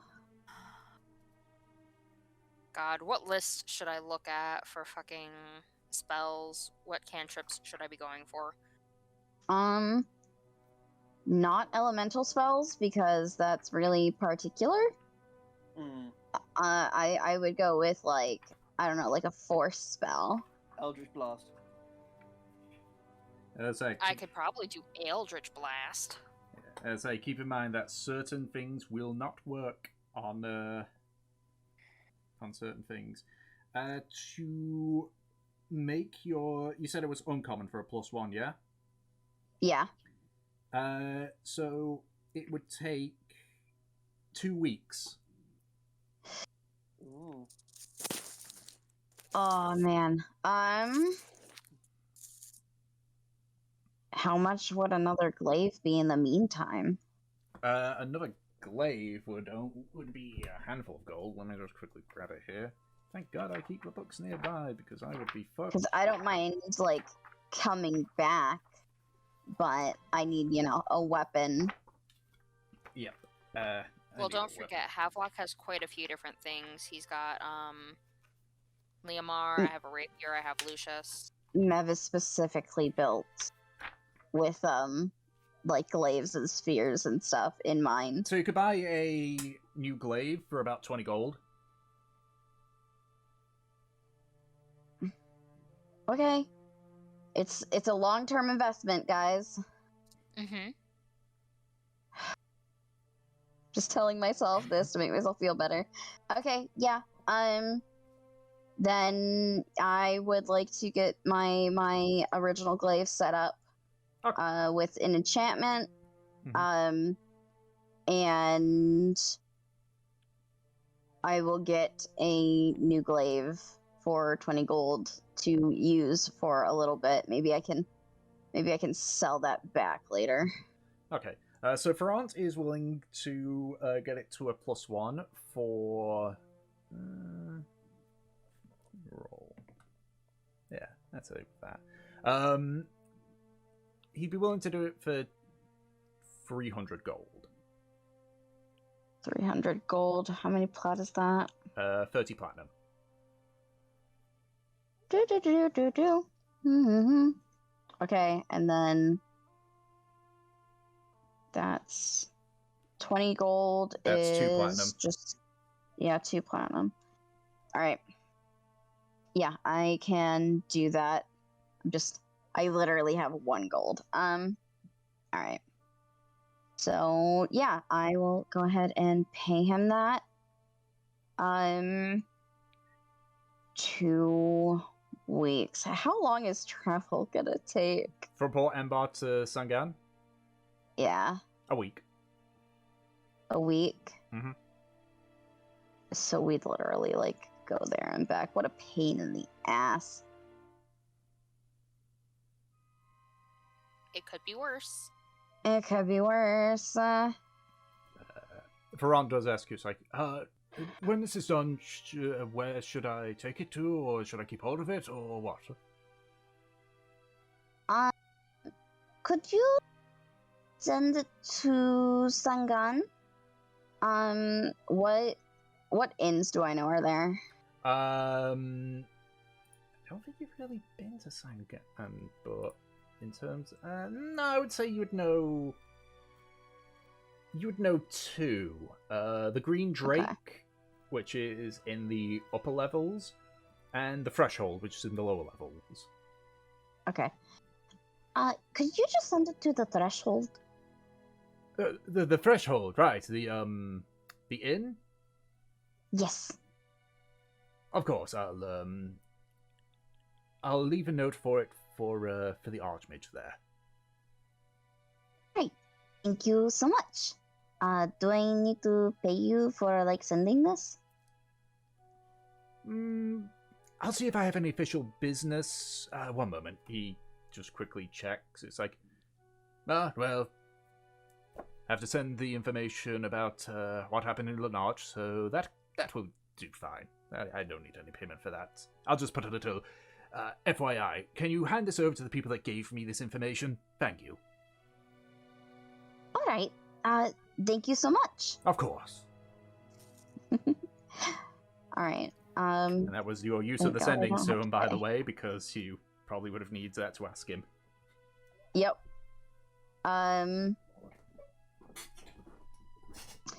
Okay, so we're gonna be staying in Sangan for like an additional, week or so. Hopefully, business there will keep us busy. Mm-hmm. All right.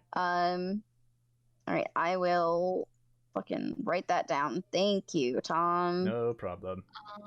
Would Frostbite be one of the cantrips that's possible to be put on a weapon? Let me just... I know it's within range, but could it be switched to just like a touch type thing, activated when hit? Let me have a quick check. Because you cause numbing frost to form on a creature you can see within range, it would instead be caused from the attack. Must make a con save throw. Failed save, they take 1d6 cold damage and disadvantage on next weapon attack roll it makes before the end of its turn. I would say yes, but it can only do the, like, you know how it gets stronger as you level up. It'll only do the 1d6 amount. Yeah, that's perfectly fine. I'm looking more for being able to do the disadvantage because the frostbite. Okay. For a cantrip like that, I just need to get sense of scale here. That would probably be a common one. Yeah, that's common. So that would take a week for them to immune onto the axe. So it'd be the same time as Mev's stuff? Mev's is going to take 2 weeks, because hers is a more powerful enchantment. But Right, you would, right. barring any delays on your way to Sagan, you would arrive when it was completed. Okay. And how much do you think that cost? That would cost, I'm just getting the price now, because it's a lot of sifting about. I would say we would put that about 100 gold.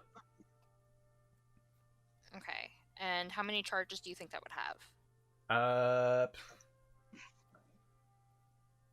We could roll for it. Yeah, Okay. why not? Roll a d6. Actually, no, don't roll a d6. We'll decide when it's done. Alright. Just write down that you're rolling a d6. Yeah, roll a d6 when you receive it to see how many charges it will have maximum. I figure that's fair as well, given how wands are also like that. It's like, oh, you got a wand that's got these many charges. Oh, you rolled all wands. Hope you enjoy a free charge wand of magic missile. Okay, and you said that was... How much would that be in platinum? 10. 10 platinum? Okay. I will have that done.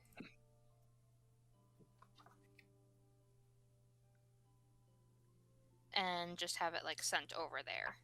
Yeah. I assume, like, Ferron's like, oh, actually, one of your companions also is having something sent over there. I'll include it. Oh, perfect. Thank you. Alright. Is that everything for you four, then? Think so, yeah. Alright, what about you, Yep. Marine? You're the only one out of the group. I don't think I have anything I need to have prepared yet. Alrighty. Frostbite into my spells thing just so I don't forget it later. That's what I did with Nem and her stuff. Alright. Okay, then. So, if that's the case, you reconvene. At this point, based on how much shopping you've done, it's early afternoon, so it's down to you guys if you decide you're going to head off now or wait until the next day.